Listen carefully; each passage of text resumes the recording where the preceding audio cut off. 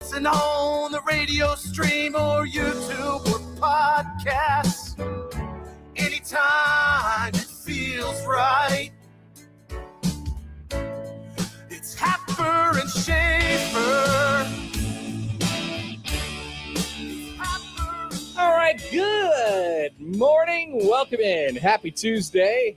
It's Happer and Schaefer here on 1620 The Zone and on 1620thezone.com.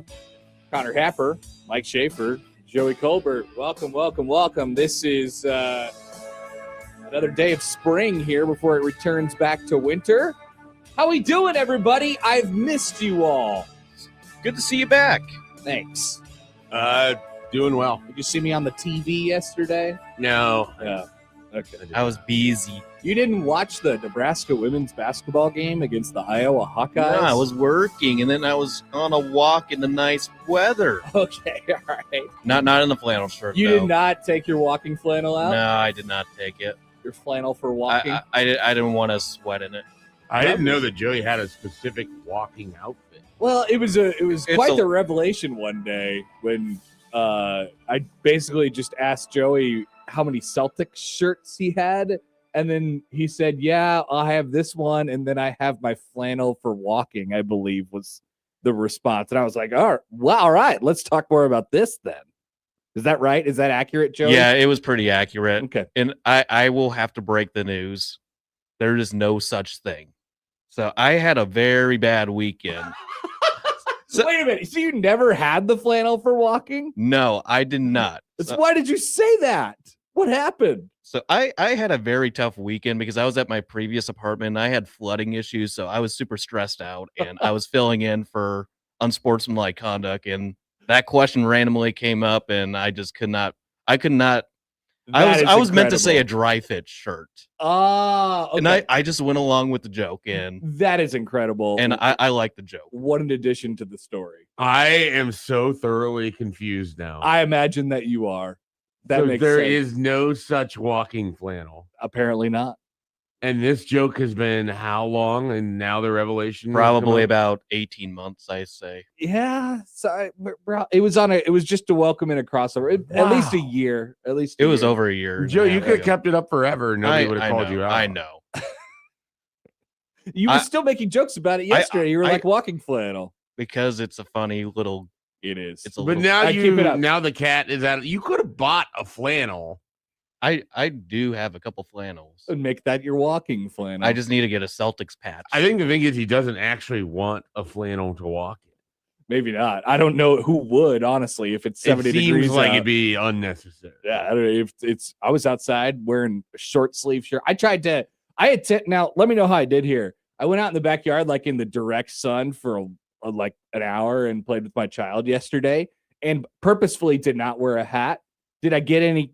Did I get a little zappy zap on the No. on the dome? Damn it! There's maybe a little more pink than there is. That's all I white. was looking for. I was hoping to lay Maybe, just a but it's- little bit of a base. It's just hard because unfortunately you have red hair, red eyebrows, so it kind of works with the light Indeed. that pushes that color. Mm. So I wouldn't say that you're certainly not pale. You're not Irish, entirely. I'm not pale.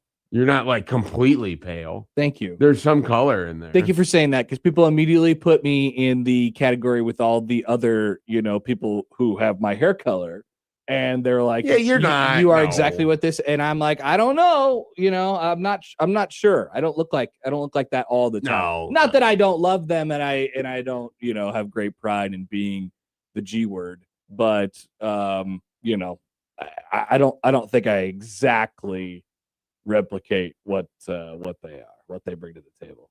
Let's see. Okay. How was the show yesterday? How was everything? I think pretty well. I told It's you I was pretty going to good. do a Ant Right audit, and I kind of was going through things that I screwed up, and Yeah. so I can run through them if you want. I mean, you don't have to. No, You- I think I would like you to hear what they were. Let me tell you what I know first. So I listened for about like 6 minutes live. That was all you could handle. It was all. It was just for whatever reason all that I could. I listened to something else on the majority of my drive down to Lincoln, but then and that was up until you guys took a break at some point, and that was like not too far after 8:00. It was probably about 8:15. I don't even remember you. I know what was happening. Old Man Doug was calling. Oh yeah, talking about AI. And it was like a 7-minute Old Man Doug phone call, and I'm like, okay, Old Man Doug called in. He seems generally okay with the fact that that Snow is here. He was curious about his Nebraska ball / Creighton fandom, as always. I figured that's the way it was going to go, and then that became a conversation. I was like, all right, I think we're in good hands today. I think we're okay, and then I turned it off. Okay, all right. No, so things that happened. We'll just work backwards from the crossover. The very last thing that I not last thing, I guess you introduced the crossover with this. I said ever level concrete. I don't know that anyone else heard this. That's cool. But as soon as I said it, it was in my head, and it was in my head the entirety of the crossover. That's cool. So there was that one. One time I said it was 4:00 when I was welcoming a show back, and it was 4:00. I said it was 4:00. I kind of remember that. Yeah, that was a good one. Yeah. So that was at the kind of the crossover. When brunch was on in the 9:00 hour, I didn't drop the call before I asked.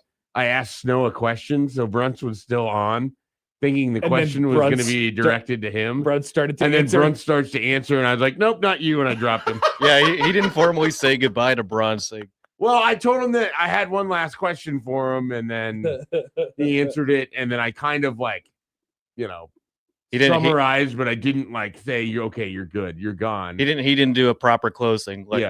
Bye, have a wonderful time. Yeah. I wonder how Snow would have handled. I bet Snow could have done the mechanics. He's an expert. He has been a host of things. Probably. Is he still a cowboy? Is he still he is. I think that was the hit of the whole thing. It the second segment of the day, Snow went through how he ended up on the Cowboy Channel, what he actually does. Did he tell everybody how Scott Frost called him a rodeo clown one time? No, he didn't tell that story. We were at Big Ten Media Days, and he asked him I don't know. There was some sort of reference to how Snow wasn't tall, which is funny because we were just talking about that before the show started today. And I don't know what there was a topical something with Frost about.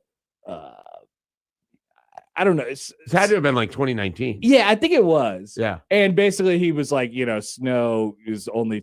He was asking if Snow could have been a wide receiver or a running back. He gave him his measurements, and he was like, I don't know, it sounds like a rodeo clown. Yeah. Or something along those Well, lines. it drove him to the Cowboy Channel. And then it drove him to the Cowboy Channel, which he's fantastic at. Which he was explaining all of it, and people in the StreamYard were, this is never heard of this. This is incredible. It's on your YouTube. If you have the deluxe sports package, it's on your YouTube TV.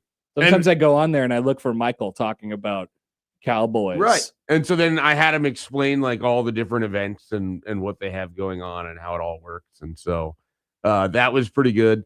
The first time we had a caller, the screen was off because the little coil. That was random, Mike. So I had to look through diagonally to Joey's screen to see which caller we had and whether it was something we were going to take or not. So there was that. I also confused Mike for when Verghese was on. When I put the name in, I accidentally threw in Snow's name. I did not realize. I didn't realize we had Tim as a guest, and I was like, well, somehow Snow's on a line while he's sitting next to me. So there was that. Pranked? I didn't realize until near the end of the phone call. Joey can attest to this. We were pretty good with the clock. There was maybe one. It was one time that went a little longer, and I think it was the end of the 7:00 hour. We went a little long on the headlines. Yep, it was a pretty good story though. Pretty good headline, and that's what got Old Man Doug to call into the show. Well, I'm proud of you guys. So overall, I would say it was a success for sure. Now I would have no problem hosting again. Okay, good. I just really don't like the right side that much. Well, you can sit over there. I know, but it makes more sense to me. I had to share, Mike, what happened with the Blue Jays on one segment. That was great. Joey took over a segment and nailed it. And basically, Snow and I, which would have no frame of reference for that game at all, which basically you could sum up as largely another Creighton game. Not really a game worth 25, talking about. 20, 26 season. He played some John Bishop clips for us. Garbage!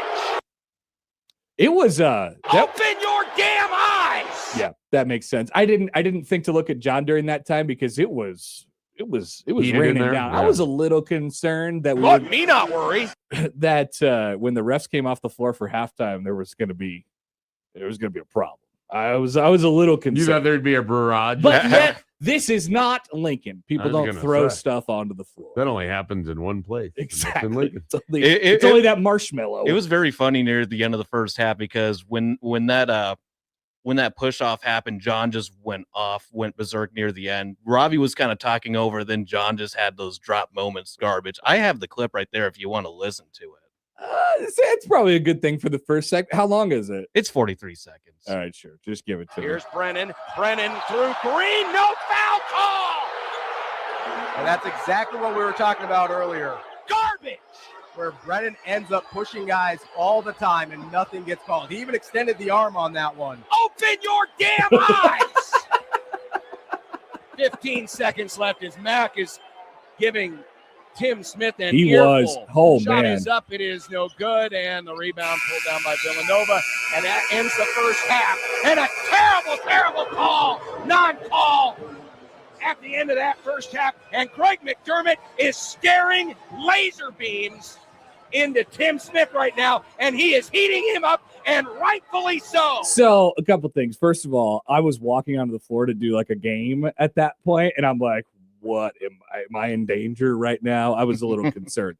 Second of all, it was so funny because we were standing around with it was me, John, Kevin, and Nick who were doing the game, and whatever reason it was, it came up where Mac hadn't got a technical in 146 games or something like that. You're like, he's not getting, 146 games. Just put that one in the old. We were joking about it, and then he earned one. Right. He should have got one. The only reason he didn't get one in that moment was because the official knew he blew it. Otherwise he really earned one. That hasn't always prevented them from calling the technical, though. Not always, but they know. Generally, they'll eat it if they know that they've made the sort of poor mistake. Like if the official had felt like he'd got the call right, he would have been teed. I'm pretty certain of that. Okay, so it sounds like you guys had some fun. Now we're back. A lot to of college basketball. You would have enjoyed just the overall tenor. We had one football topic that lasted like 7 minutes. I don't think the rest of the show was college basketball. I don't think I have any football topics. Yeah, that's good. There's no appetite. Actually, you know what? We didn't talk about the Big Ten's idiotic idea of the week. Okay. Did you see their 2014? Yeah, playoff? well, it's not of the week because they've been pushing this one for a little bit. But I do think we can make a bit out of this where we say, ladies and gentlemen, welcome to the Big Ten's idiotic idea of the week. We could probably make an open for something related to Tony Petitti's. That's true. Just like we can come up with something for it. Manfred's boy, something like that. We can do that. All right. So that is just a little bit of the football we'll have today. Elsewhere, it is a big basketball day. Mitch Sherman from The Athletic will join us at 8:30. Jacob Padilla will join us at 9:15. Did I say 11:30? 8:30. You said 8:30. Okay, good. 8:30 and 9:15. That is our lineup today. Feel free to give us a call. Send us a text, 402-951-1620 on the Prairie Flower Casino Zone hotline. You can call or text that number. Tweet at Schaefer, mute your computer. Tweet at Happer and Schaefer, at Connor Happer, at Mike J. Schaefer on Twitter. Email Connor, Mike, Joey, 1620thezone.com on the Equitable Bank Zone inbox. And we say good morning to the YouTube streamers today.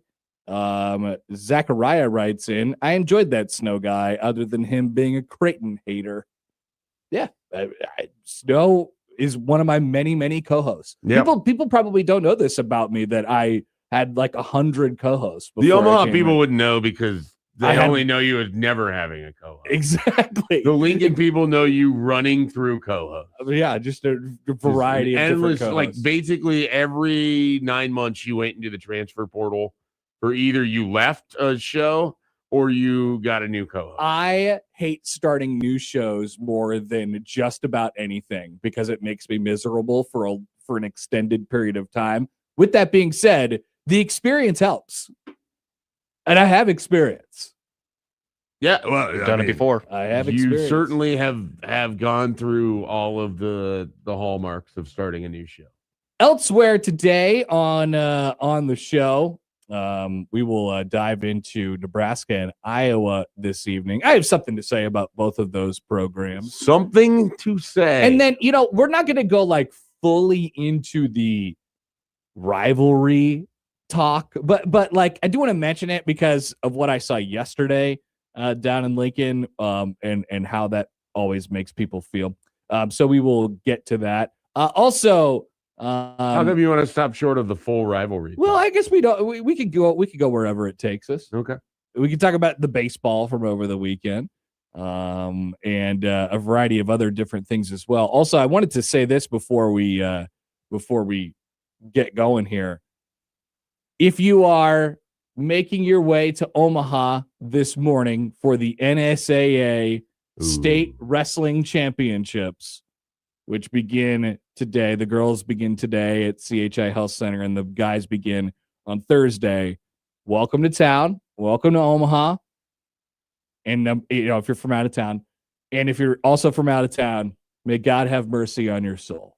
Good luck operating and trying to maneuver in downtown Omaha already for the people who are not from this area.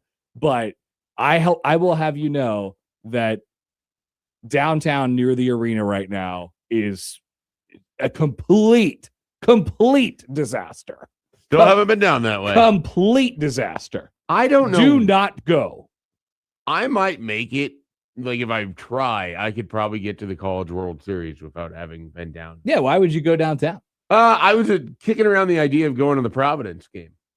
Oh, you should go to a Jays game. Yeah, I was kicking around the idea of it. I have access to some tickets. And then I was like, we already have plans that evening. I don't want to go to the 4:30 game. So unfortunately, it's not a little earlier. I've been kind of debating on going to the DePaul game next Wednesday since it's an 8:00 and I'm not producing since it's going to run too late for overtime. Joey, going to be tired. Yeah, I was going to say, Joey. I mean, you're getting out of the producing thing because it gets you home too late. Now you're looking at going to an 8:00 basketball game. I don't know. I'm debating on it. I'm slightly thinking about going, but okay. Well, we'll see. If you go, would you call into Blue Jay overreaction time? Nah, I wouldn't. I wouldn't waste the energy on that. Drop your tickets. I'd probably lose my voice by then. Okay. Well, you guys have decisions to make. I would say go to Jays games. They are fun. I was thinking about it because I want to hang out with my favorite Jays live host. There you go. You could do that too. Schaefer, you're welcome to join the perch anytime you'd like. I will let you know. I'm definitely going to several games next season. We are off and running on a Tuesday. Thanks for being with us today. We're back after this on Happer and Schaefer on 1620 The Zone.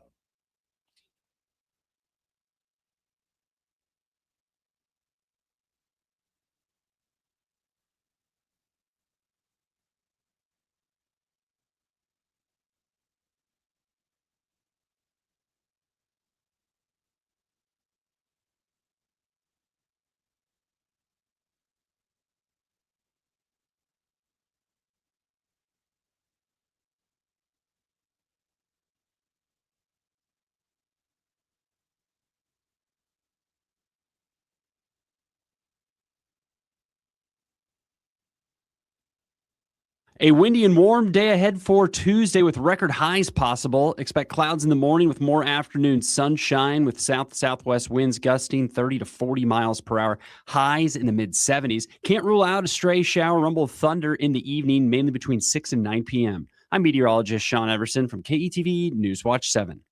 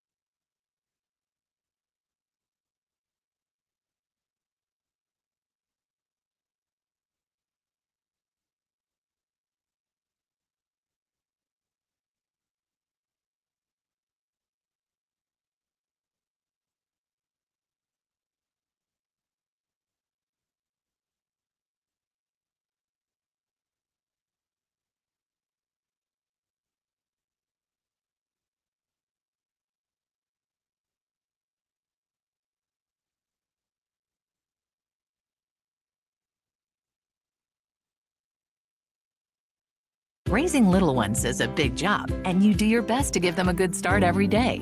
That means making sure they're well cared for while you're apart. You work hard, but it's not always easy to make ends meet. There may be help. Find out if you qualify for Nebraska's Child Care Tax Credit for working parents. You could be eligible for a credit of up to $2,000 per child on your next tax return. Learn more at nebraskachildcaretaxcredit.org. Brought to you by First 5 Nebraska and Nebraska Children and Families Foundation, and aired by the Nebraska Broadcasters Association and this station.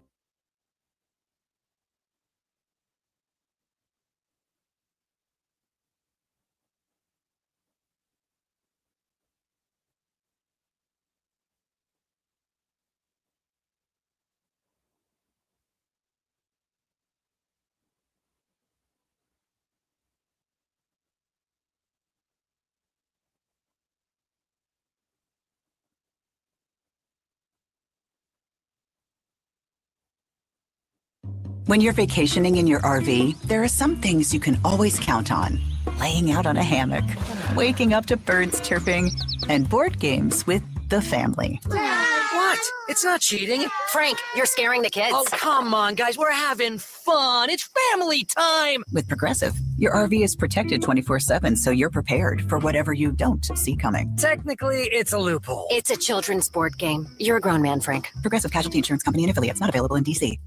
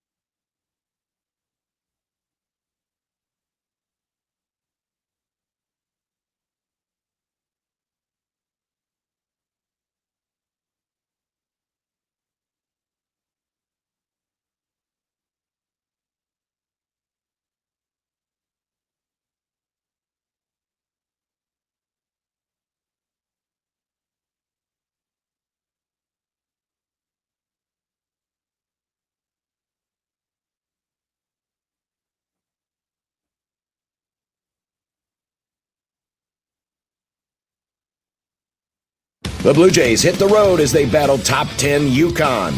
Our coverage begins Wednesday night after unsportsmanlike conduct at 5:30. Tip-off is at 6. The Blue Jays Wednesday night on 1620 The Zone and 1019 The Keg.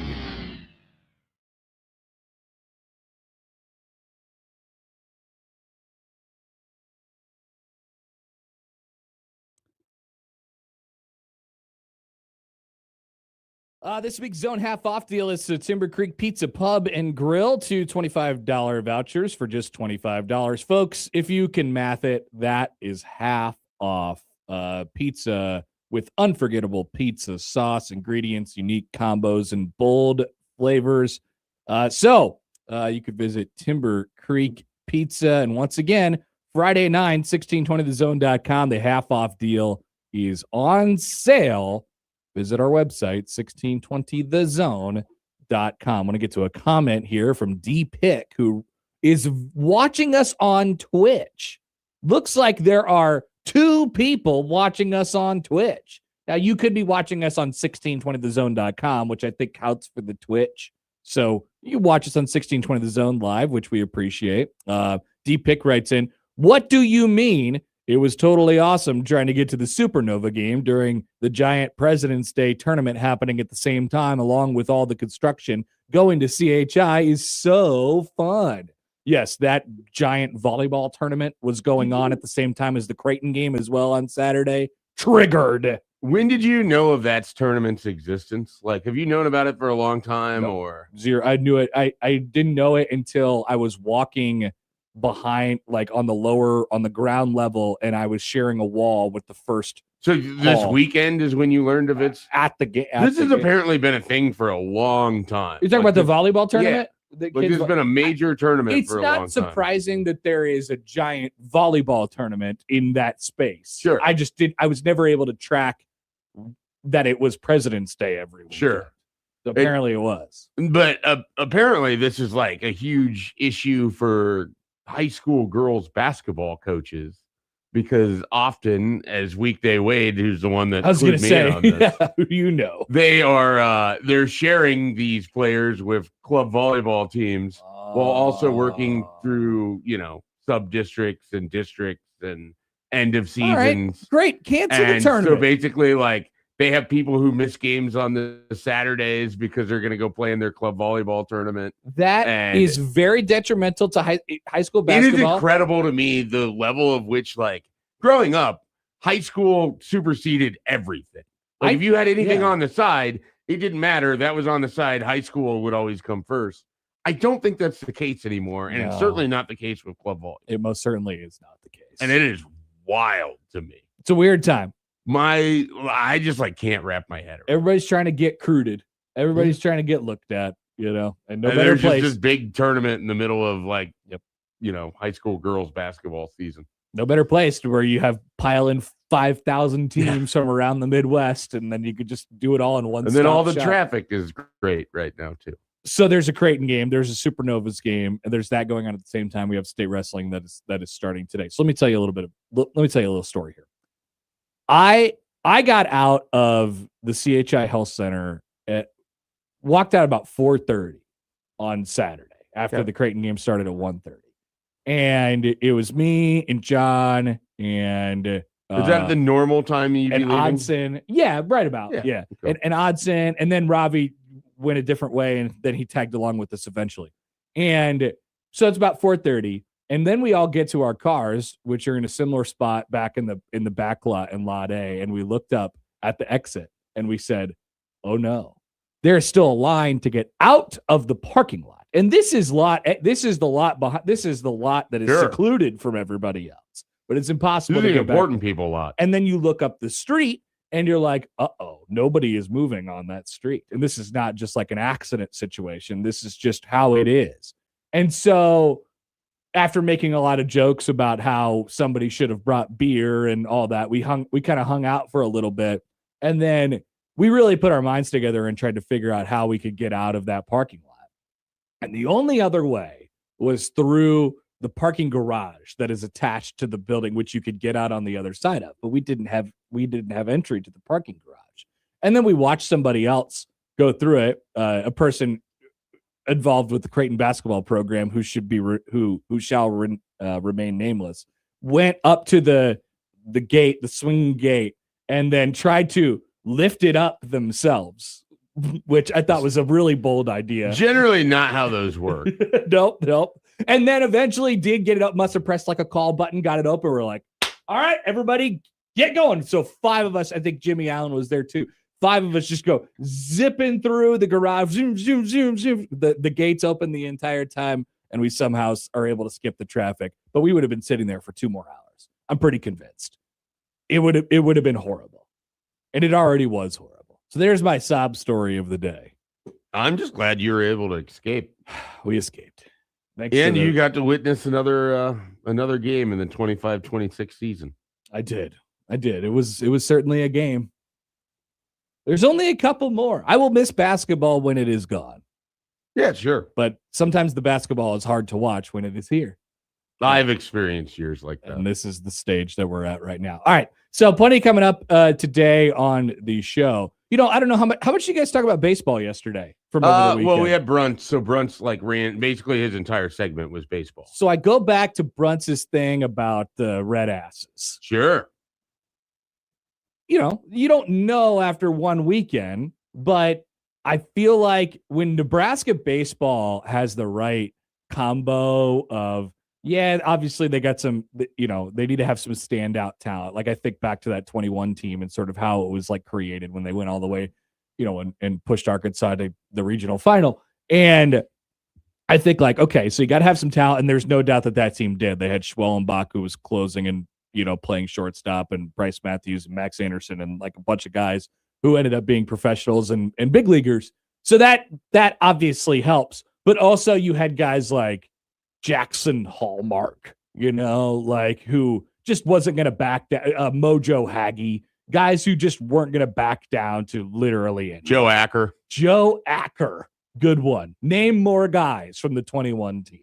Yeah, I'm like trying to think of specific examples. I mean, you said the big one with Jackson Hallmark. I mean, he was the red ass of the red basically ass. the guy in center that was always going to let everybody else know with the eye black and everything else. Was my dear friend Luke Roscom on that team? Luke Roscom was, yeah, nice. Way to go. He was the catcher infielder. My brother. And then of course, like I mean, some of it with this team, and it's largely similar with what they have this year.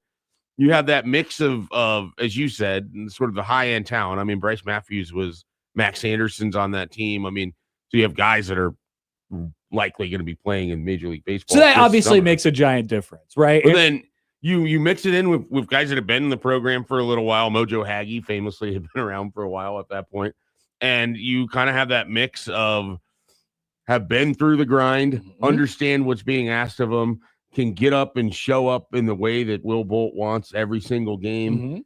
And you get the influx of sort of really high level talent that comes in at the right time and helps out. And so that's kind of the blend that Nebraska, when they've been good recently, that's largely what it's looked at. First weekend for them at 4 games and a loss yesterday to Stanford where, like I think, if they would have had Katsky, on the weekend, maybe things turn out a little bit different. But he was sick the entire weekend. I don't know. I guess we've never really seen him, but that would have been a nice thing to have in your back pocket waiting for Monday. But he wasn't able to get healthy. Good one, Cam Chick. Yeah, Cam Chick. I'm just looking through. I'm like Cam Chick had a big home run in the Northeastern game in the regional in Fayetteville that year. It was like the game buster open. Anyway,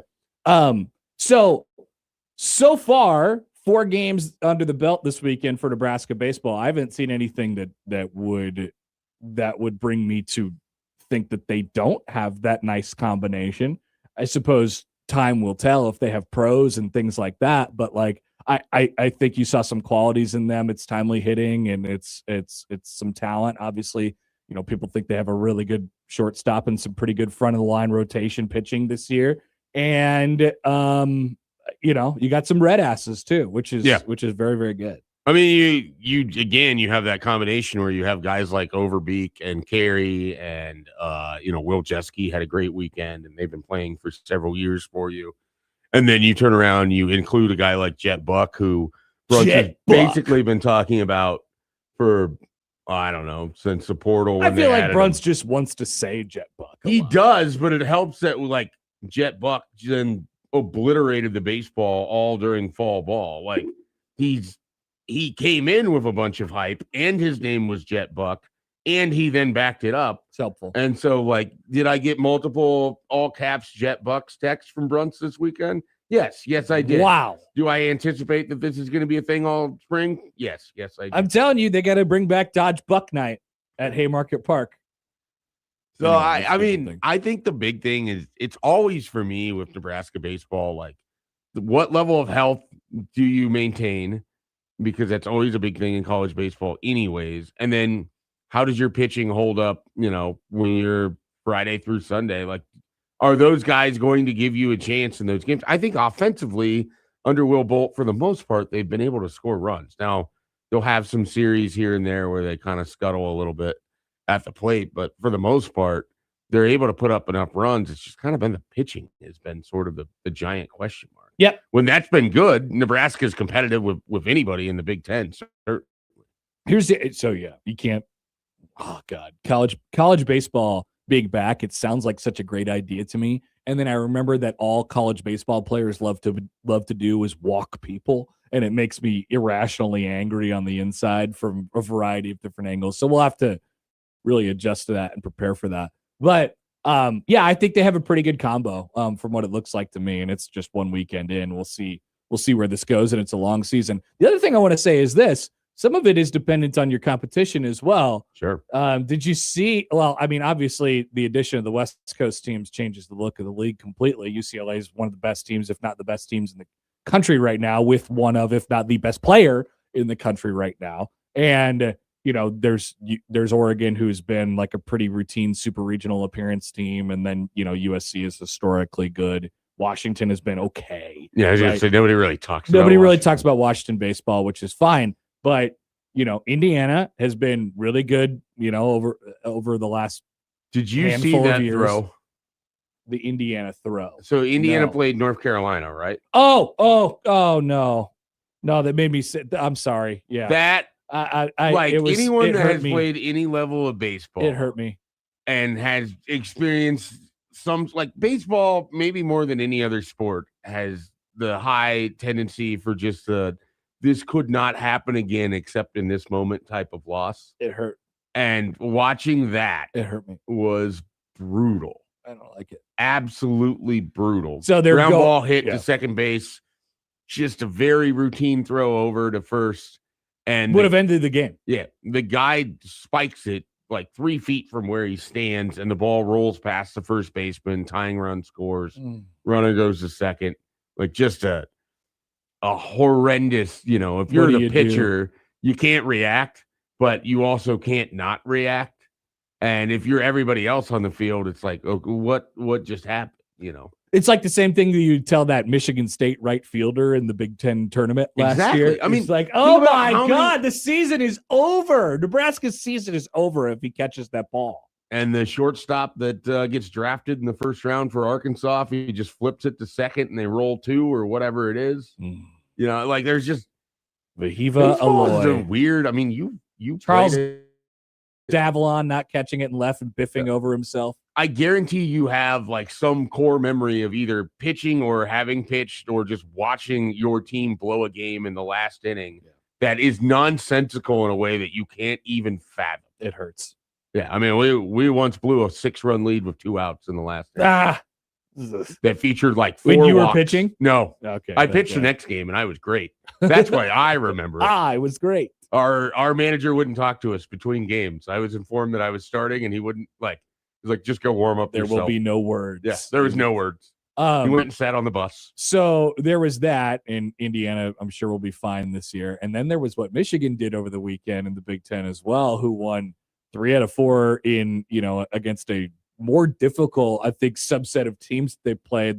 They beat Oregon State, they beat Stanford, then they came back and lost to, I think, Oregon State in extra innings, and they beat one more good team over the weekend too. I had it last night. I don't have it in front of my face right now. So when I was talking to Snow, but I still had Brunts on the line, I had mentioned Louisville, and Brunts was starting his answer about Arizona. How they beat Arizona. Michigan State took like 2 games from Louisville over the weekend, or something like that. Big Ten baseball, catch the fever.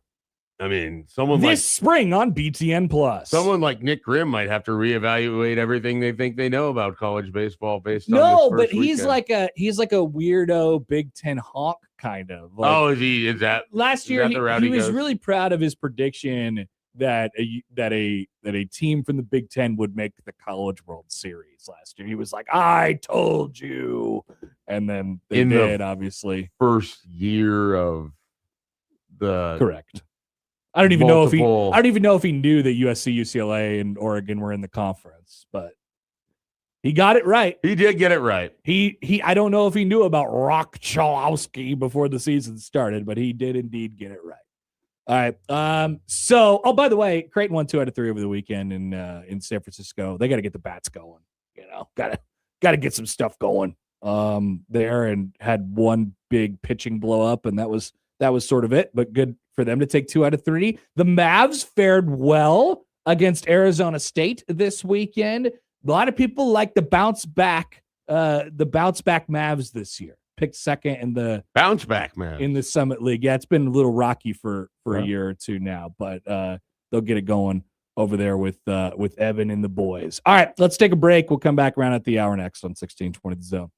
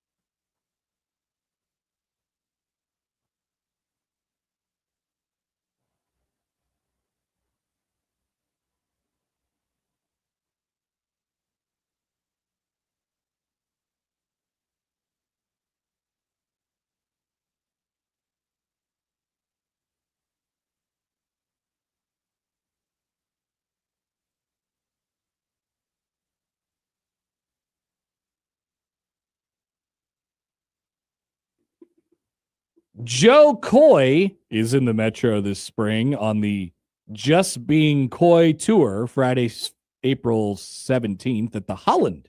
Enter online at 1620thezone.com for your chance to win your way into the show. That is Joe Coy in the Metro this spring. We'll talk about Nebraska basketball and their trip to Iowa tonight. A record May fall. I was just looking. Schaefer, this could be a good game for you.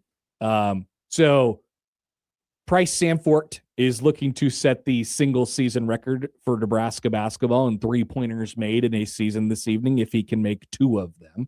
He is one behind Kerry Cohorn's 89 in 2002. I don't know if you've looked at this page. No, but I have some guesses. I was curious. All right. I mean, the obvious one could have just happened a couple years ago. Tominaga was second until he just got passed by Sanford, right?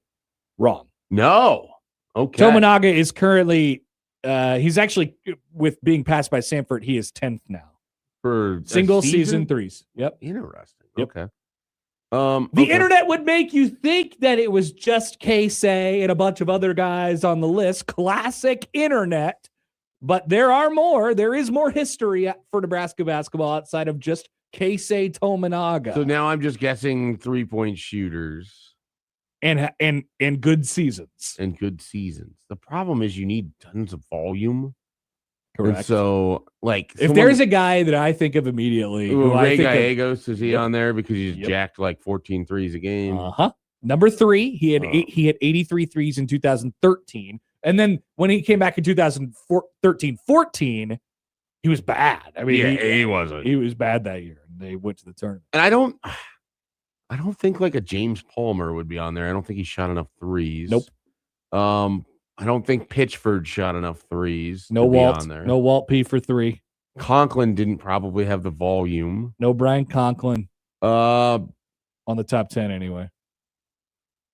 I mean, it's just hard. It feels like it's just a random collection of people who would jack threes. All right, you ready? Yeah. So this is the non-update. This is the top 10 without Sanford. Was Andrew White on there? Yes. Okay. That's one I should have said earlier. So Jerron Boone's 95, he hit 70. Tominaga's 24, he hit 76.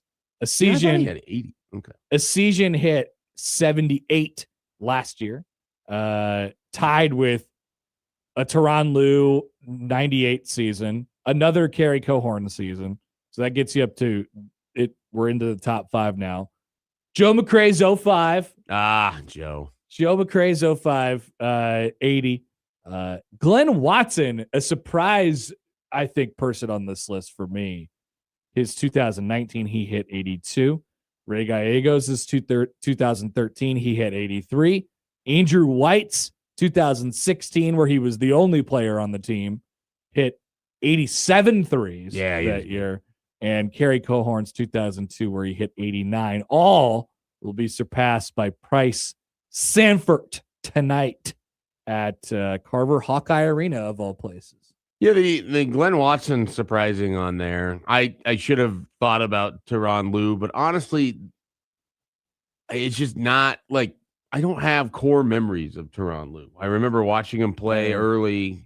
Or not play early, but like it was early in my watching experience, but it's not like it's embedded into my brain. Like I remember Vincent Hamilton on the same team with a lot more like core memory of him blocking shots and being a rim protector and throwing down dunks, but I don't remember Lou in the same way. Asesian, I should have. Again, it's it so would much surprise me that he hit that many, but it's because so it was much a of pretty his low volume. percentage. Like it's just you think about some of the guys like. I'm tending to think of the guys who are going to be around like 37 to 40 some percent. You know what's funny? Asesian and Casey had a similar year, right? So, wasn't that the conversation at one point? What do you think Asesian's percentage was last year? Like 36.5. 30, almost 38. Wow. Okay. Almost 30. Honestly, I would have thought it would have been in like the 32, 33 range. Just by my anecdotally. Did he have like a pretty nice crown? I think the crown maybe pulled that out. Who didn't have a nice crown? Because I feel like the end of the year run was particularly hard on a season of most players. 2025. He had a pretty decent crown. 2 out of 4, 1 out of 6, 1 out of 3, 4 out of 8. He made 4 threes in the crown final. Championship moments for Connor Essegian. Look at that. There you go. Yeah, he was 0 of 11 against Iowa. That's kind of what sticks out in that loss last year. Leading into that, he was 0 of 4 against Michigan in a 3-point loss, and then was 6 of 14 in the 2 games in between those. So Jordan says, my only memory of Lou is the Allen Iverson step over. Same. I absolutely, definitively do not remember him at all in a Nebraska uniform. yeah, and that makes sense. I mean, he would have been gone by the time you were. So what was this last year? 98? 98, and I would have been 10. No chance. Yeah. My first memory of like sports was basically like right around that time. Right around 98. Yeah, right around 98, 99. Like the first core like sporting event that I remember was probably the 01 World Series, and then probably the 01 to 02 national championship game, and maybe the Oklahoma game that year too in 2001, the Black 41 reverse. Yeah, no, I mean that's when it starts to take shape for me. At that point, I am 9. That like when Lanny Holstein told me one time that like that was his greatest memoy of Nebraska football, it shook me so hard. And you're not that much older than I me. know, but it's just like being able to like, I remember Corey Schlesinger's touchdowns in the Orange Bowl. I remember like the feeling leading up to that. I remember certainly the domination of Florida.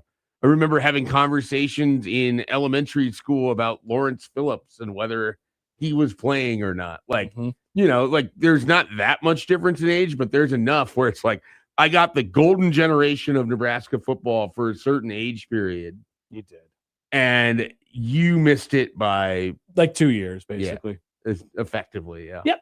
Mm-hmm. A lot of crap. And so I just remember the first time he said that, I was just like, I was dumbfounded by the idea that the best player that he would name from a Nebraska football would be Eric Crouch. He won the Heisman and everything, but he would never be the first name. So if you see a 33 to 34-year-old person today, tell them I feel bad for you. I feel bad for you. All they were told was how great it was, and then their apex was 99. Unless they're Creighton fans, they've experienced some great. We don't things. have to talk about. They've experienced some excellent things. Let's take a phone call on the Prairie Flower Casino Zone hotline. Here is Michael. Good morning, Michael. Thanks for calling. Hi, it's Michael from Leroy, Michigan. Been into your other show a few times. Nice. Good to hear from you again. Yeah. So I was just wondering if you consider any of the men's basketball games before the NCAA tournament to be must-win games, including in the Big Ten tournament. Ooh. Michael, is that all you got? Thanks for the call. Appreciate it. Yeah. Okay. Would I consider them to be must-win games? I suppose not. I mean, like, I don't want it to seem like it's just a, hey, everything here is gravy situation. Like, it's not that. That's not the situation that I'm trying to describe for Nebraska basketball, because I think it's really specifically pertinent. Tonight. No, any of the rest of them. Oh, so I think this is something I wanted to pitch at some point when we were talking about the Iowa-Nebraska game. So I don't know if you want me to save it or we can revisit it. I don't think it's a must-win for any kind of resume or any sort of like anything to do with your seed line. You just have to be a top 4 seed. That's all I care about. Be a top 4 seed in the NCAA tournament. I think tonight, from just a purely vibes perspective for Nebraska basketball, it feels like you need to get a win against a team that's going to the NCAA tournament. Okay, hang on tight to that. Bottle that up real quick, and we could talk about it a little bit later on. Jordan mentions on YouTube that the Penn State and Maryland games at home are must wins simply because those teams are bad, and those would be huge black eyes on your resume. Sure. And you do want to keep that resume pretty. I mean, Nebraska's resume is almost like spotless right now. It doesn't have like high quality wins, but it has. This will sound like a backhanded compliment, but it has great losses. Yeah, like it has great losses. Literally, the online debate that was raging for the last 48 hours since Joe Lenardi dropped them down to a 4 and put everybody above them. Oh, he did? Yeah. Was that the drama yesterday? That's the drama. Oh my God. And we can go over some of the teams, and it's like, we don't have to care this much. You really don't have to like. There's other bracketologists, and there's your eyes. And that became the whole thing. And it's like, Lenardi's the number 143 out of 168. Seriously, they rank them on the bracket matrix. Yeah, and I was wondering if you were clued in on this.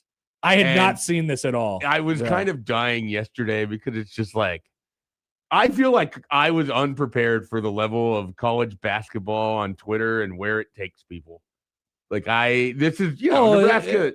Nebraska generally hasn't had to be in that corner. They've largely probably stayed away from that corner. And now Nebraska is full-fledged in that corner, and it's like, this is a weird place. Thinking back, it's quite the dangerous cocktail. Nebraska fans mixed with college basketball world. It's wild. That's a dangerous drink. It's just turning a Midwestern loose in, Mardi Gras or something, I'm guessing. By the way, yes, Lenardi 125 on the bracketology. Oh, sorry. Year. I dropped him 20 spots. 125. All right, we'll take a break. We have plenty to come in the 7 o'clock hour and beyond. It's Happer and Schaefer on 1620 The Zone.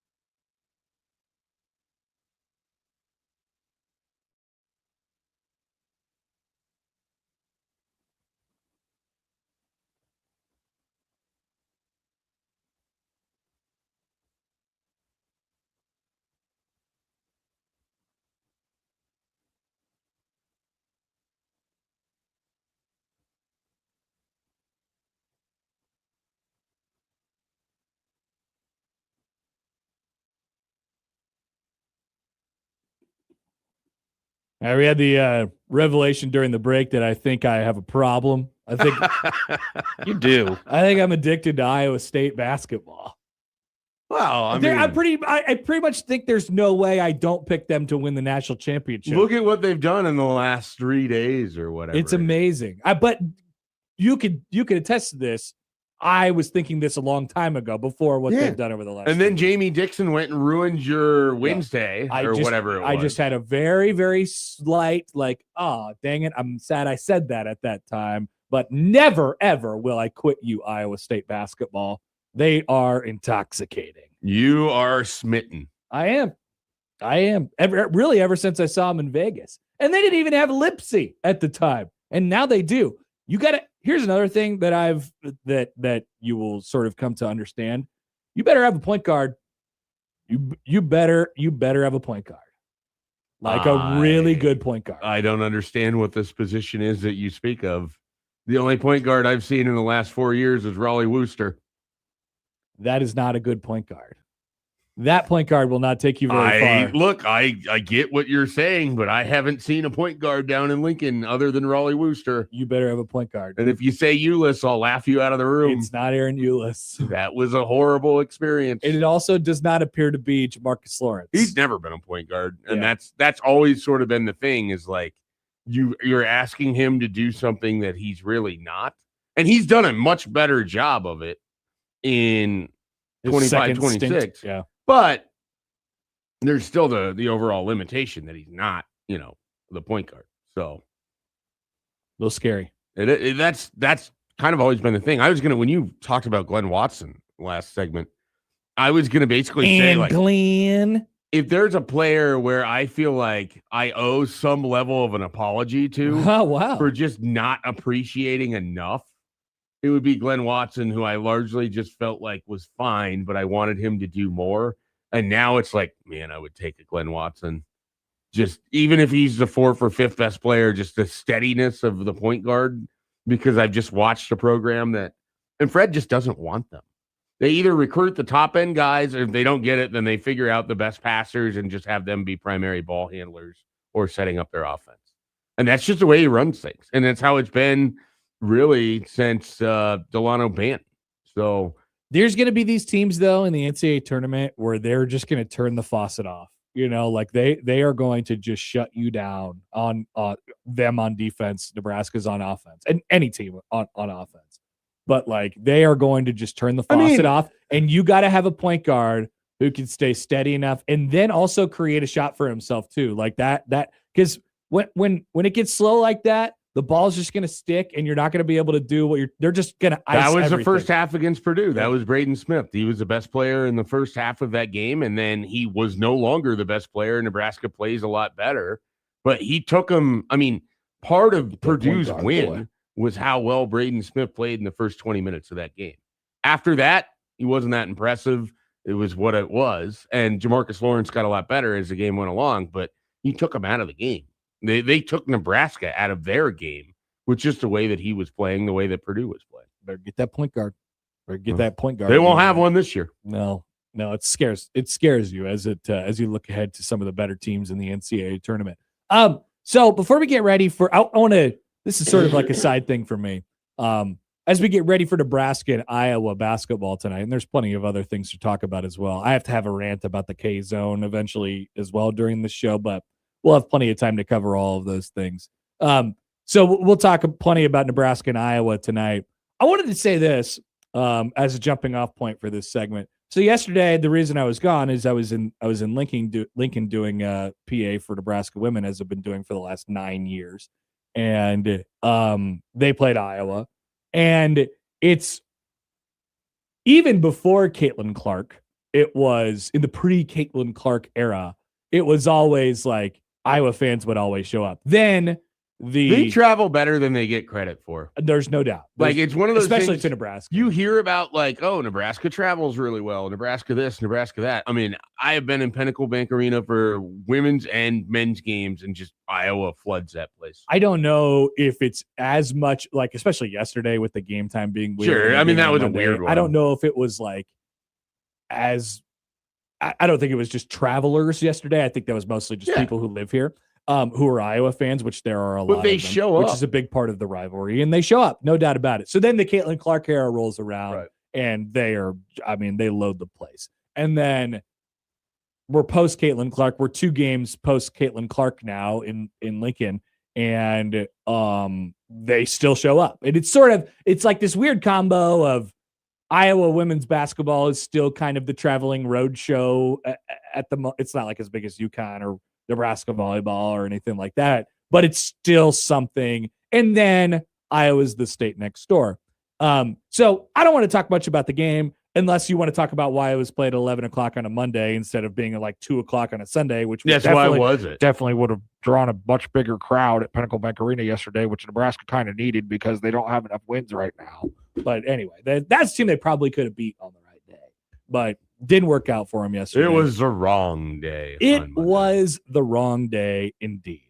But I do want to talk about how much hate boils inside me when it's not specifically Iowa, but in this case, it is specifically Iowa. You want to state your hate? When Iowa comes into Nebraska's trap and takes over Nebraska's trap, it is very difficult to swallow. It is like when the feeling, put yourself in the feeling of home fan at your building, surrounded by road rival fans and them saying their chant throughout the entirety of the game. There is almost nothing worse than that. I can't think of very many things worse than that. That is a horrible, horrible feeling. It is infuriating. And that's what I wanted to say. Yeah. So I would love to get your kind of thoughts on this. When did you start to notice just like large volume of Iowa fans at Nebraska sporting events? Because for me, it wasn't like 2011 or 2013 with those football games. It really started when they were undefeated and they came to Lincoln in 2015. And it felt like half of that's because it's a Mike Riley year. First year of Mike Riley, Nebraska's 5-6. They need it for a winning season. They had a good November. But at that point, it felt like half of Nebraska's fan base had sold their tickets to Iowa for this game well in advance. And it was like a 60-40 Nebraska-Iowa split on Black Friday. And that was like the first time where I was just blown away by how many Iowa people were there. Yeah, you're right. And then I had noticed it at like Devaney, the first couple years when Big Ten games were being played there, and then Pinnacle Bank Arena, Iowa fans had shown up, and then you really, basketball. I feel like they play a lot on Sundays when Nebraska hosts Iowa. It feels right. I feel like Nebraska plays on the road in the middle of the week and at home against Iowa on Sundays almost every year. Like I think if you go back, it's probably 3 out of the last 5 at least.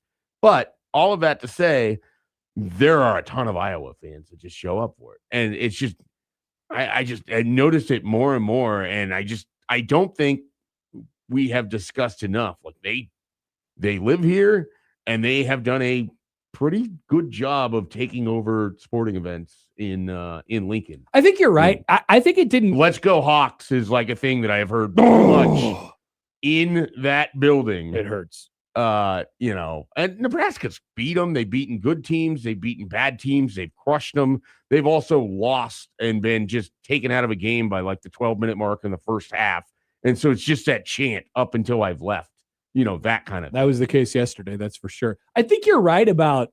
I feel like 2015 is the line of demarcation of when it's just that point of like Iowa just started descending upon Nebraska's territory. That might be right. It definitely wasn't that significant right out of the gate for whatever Didn't reason. feel like it. Maybe I don't know what I would attest that to. I'm not sure what would be the reasoning. Well, for that. I mean, in 2015, it's obvious they were number one. No, I mean like before they were undefeated. Why it wasn't that way before? Maybe I think it's maybe harder to get the tickets. Yeah, and maybe there was just an assumption that Nebraska was better also at football at the time. Omaha, and this makes sense too, a much larger Iowa community than Lincoln. Like I'm just 100%. Blown away driving around my neighborhood how many Iowa flags are out flying, and no doubt about it. And that's where they all came from yesterday. It's one of these things where in my neighborhood previous in Lincoln, like there was an Alabama fan, there was 2 Ohio State fans, there was a Minnesota guy, like just random stuff. But now it's like Iowa, Iowa, LSU, Iowa, Syracuse, Duke, Iowa, North Carolina.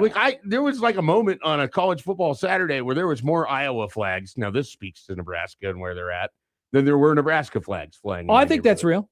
Yeah, and it's just like, oh, this is where I'm at now. It's not as much of a buzz like for Iowa football game days as it is around here with Nebraska football, but like it's you could feel it a little bit. Well, they're in enemy territory and they're letting you know. Right. So I just want there's a bunch of different roads you can go down with this conversation. I think it's overall really, really good for Nebraska that they have this with Iowa, that they have this situation where I'm just glad we're not asking if it's a rivalry anymore. We're so far beyond that. It's not a conversation. That was such an idiotic conversation for like a 4-year stretch. And then people finally were like, well, we don't need to talk about it anymore. They have because it obviously is. They have a thing where, like they're now maybe I'm just, I don't know, maybe I'm too close to it or whatever it was, but like when Iowa does that, you feel something. And I would assume the Iowa fans who are living here in Omaha and they're listening to the show, they're like, these Nebraska fans, they just get under my skin. They just kill me. That's what it is. And that's what it is. And I'm so glad that Nebraska has that because they're the only team in the Big Ten that Nebraska has that with. Right. Now Iowa has it with, I think, several others, probably definitely Wisconsin and Minnesota for sure. And then they have it with Nebraska too. And in their own state, Iowa State to a and they have it with larger Iowa State. and smaller degree, if that makes sense. Yeah. Like larger in that it means more in that it's in state, but it's also smaller and that there's just a smaller Iowa State fan base. So I miss that about how Nebraska used to be and their old conference and all that different stuff. And I think you could go down that road. And then yes, like it's a rivalry. And so to spin it ahead to tonight, there will be Nebraska fans in the building at Carver Hawkeye Arena. I know some of them this evening. You know some of them. I know some of them. Yeah. Is it Jake Sorensen? No. Well, actually, I don't know. We should check. It wouldn't be shocking if he's like, hey, I decided I'm just getting in my car after my show. I'll do the show from IC tomorrow morning or Des Moines on the drive halfway back. He does have family in Iowa. He could stop there and do a show.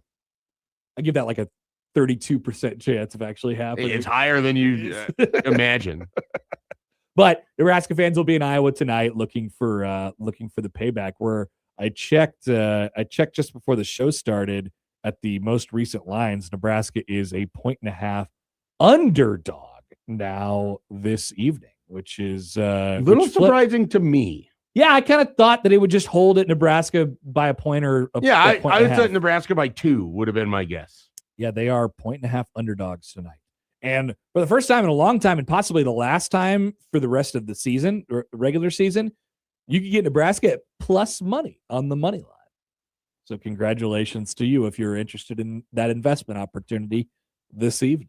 It's right there for the taking for you. Lane writes in on the text line, Iowa will probably beat us tonight. They are on a heater with everything against us except volleyball and softball. There is that too. Like, this is a very different thing, I think, for Nebraska fans. Like,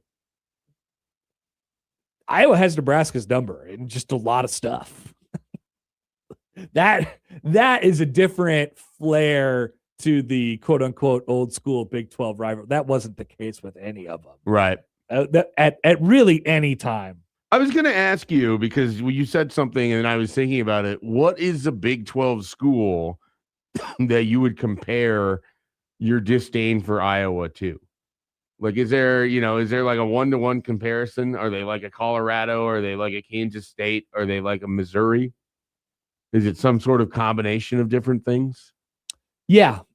I don't think because the Colorado thing is it's still definitely fresh. not Colorado for me. The Colorado thing is still fresh, and I can actually think of what that feels like, and it doesn't feel like that. I don't know if I can verbalize it. Missouri, and I think it's largely because that was the team at the end of the Big 12. Yeah, that they were the foil for sure. Completely and utterly, whenever Nebraska played them, it just meant slightly more to me on some level. Yep. And so then I feel like that's the one. Never really felt that way about Oklahoma. Definitely didn't feel that way about Oklahoma. Texas is sort of an interesting one to talk about because you get a variety of different things around here based on how people felt about it. Like so many different viewpoints on that. I definitely hated Texas one of the most. Like I was probably like it meant more, but because they didn't play every year, it might be Texas. It might be Texas because they beat them all the time. Well, but and they would always step on their own feet Nebraska would always try to crap all over their legs trying to beat Texas. And Texas would be like, cool, I'll take this. Thanks. Now I have to reckon with how I feel about the idea of Texas and Iowa being a comparison. There's a level that I want Texas to be at, like pedestal wise. Sure, yeah. And then there's a level where I feel like Iowa's at. But as far as their relationship those are the same to levels, Nebraska, that's like I have to search inside my soul and rectify that to be true. It's in there. You could find it. I don't want to. It's in there. All right. I'm passing. We will take a break. We'll talk more about the game tonight. Like I said, I have something that I want to say about both of those programs and the way that they have gone this year, Nebraska and Iowa. And is it time for a college basketball power rankings with tiers? What I want to do, Schaefer, is I want to just pick out.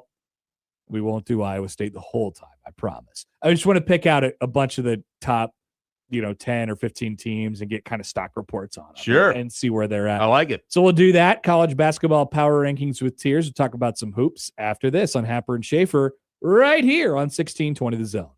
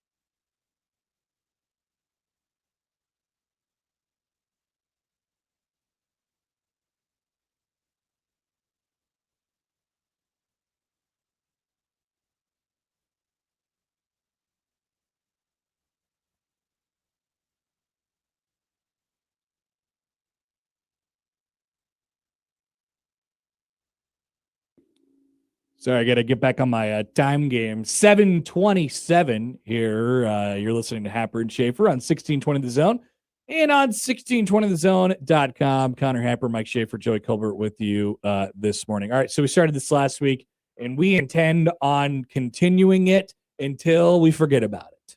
College basketball power rankings with tiers. So this conversation was sort of just meant to talk about the top teams in college basketball and how we feel about them, not to actually rank them, I think, although you can if you want to. I've got tiers. Well, do you have rankings? And they're ranked inside the tiers. All right. Well, why don't you tell me your rankings with tiers? Well, I will tell you, I have kept a lot of the tiers from last week, at least in what the names were, but I added a new tier. And so we have the best, which is just Michigan, all by themselves right now. Do you really believe this, or are you just trying to put them on a pedestal so that you can tear them down at any first blink? I think you hate them. They have one loss, which stands apart from everybody else.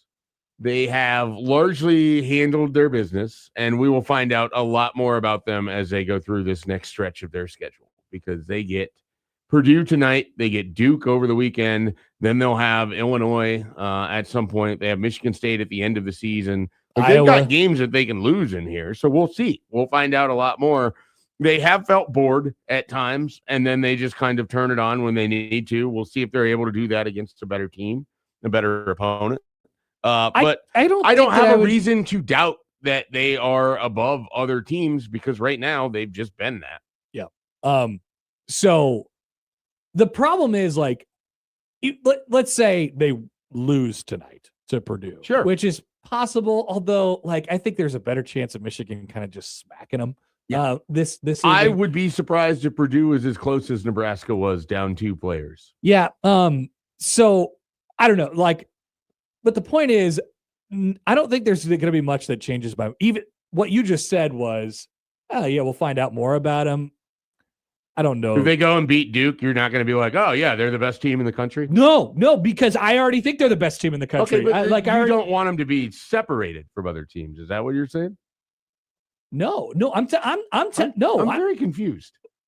Because you started it with asking I haven't even me why said I'm what I putting them on a think yet. pedestal. Listen, I don't think I'm going to feel any differently about them, because I don't think I'm going to move them down at all. Okay. They're not going anywhere. They're the best team in the country. Okay. Point blank, period. They're not moving off of it. I was confused when you asked if I actually believed it and was just putting them on a pedestal. No, because I feel like you have been critical of them. Yeah, well, a lot of it was they had that stretch early in Big Ten play where they looked human, and then you look back and it's like they beat a bunch of teams in huge amounts, and you look and some of those teams are very good, and some of those teams ended up not being good at all. And it was like, okay, what is Michigan? Then they lose to played them was eye-opening to me, like how close Nebraska was to winning that game in the context of what it was for them. You just kind of shrugged a little bit, but Nebraska had literally 5 players that they could use in that game. Yeah.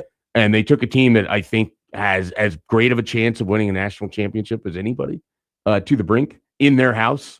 So a lot of it for me is I didn't really believe it. And then they just keep winning. They're consistent. Now, they haven't had the gauntlet in the way that Arizona or even Houston or even Iowa State has had, where these teams have all played better teams in this stretch of the season right now than what Michigan has. Michigan has that coming up. So we will find out a lot more about them, but I just have no reason to doubt it.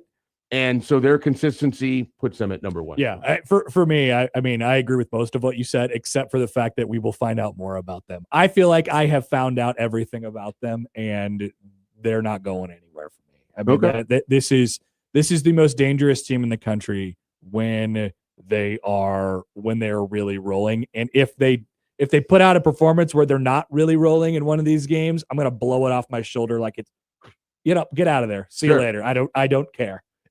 Nothing they can do down the stretch will bother me that much. Do you think like you wouldn't even need to see a bracket to put them in the like Final Four at this point? No, I wouldn't go that. Well, I mean, it'd be close. It probably sounds like you at are. least the Elite Eight. Yeah. At least the Elite Okay. Eight. Yeah. From there, we have the contenders, and that is I had Houston at Houston was like with Michigan, but I dropped them a tier after losing to Iowa State. Okay.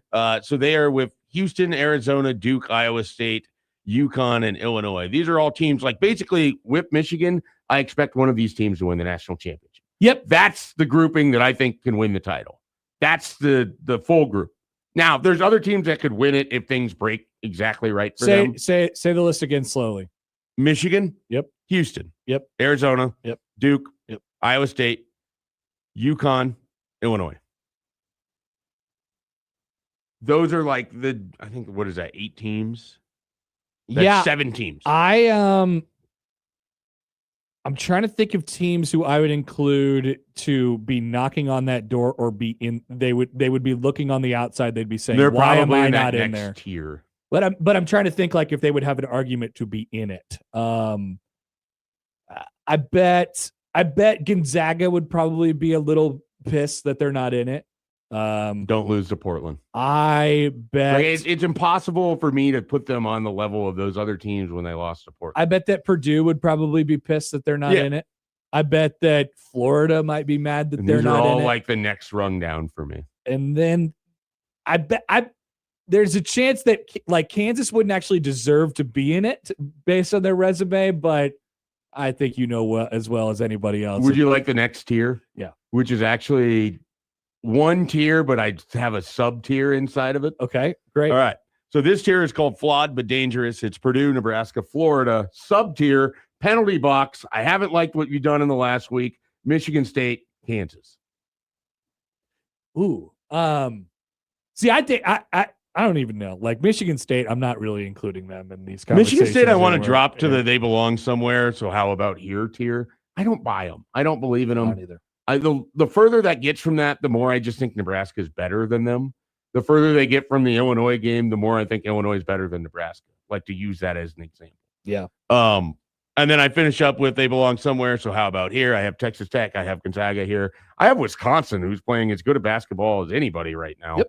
And then of course we still have undefeated Miami of Ohio. Are you including them They get their own tier. They're undefeated. They're just undefeated. Yeah. But they're they're not undefeated. But are they ranked? Are they this is a power ranking with tiers. Sure, they're the right? last team in the So they're like rankings. 19. You have Yeah. them ranked like 19 or something like that.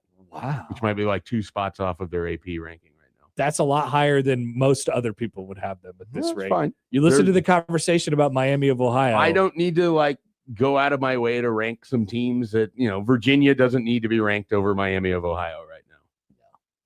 I watched Clemson lose to Virginia Tech the other day. They don't need to be ranked over Miami of Ohio. Most of the SEC, I don't think deserves to be ranked at all. They're all like a level of 27th best team in college basketball. Like that's where, I think you could put Alabama, Tennessee, Kentucky all in that grouping. Are you arguing that the SEC is overrated again? I think that they're I actually think they're properly rated this time I around. think they have one team that is legitimately dangerous, Florida, and a bunch of teams that could win a couple games in the tournament but won't threaten to win the title. That is what I think they are. Yeah. Which is I think that's what common perception thinks Yeah. they are. But I think those teams have less going for them than the Big 12 or the Big 10. There's no doubt about that. So that's I think we're in the same. Yeah, I don't think anybody's even arguing that.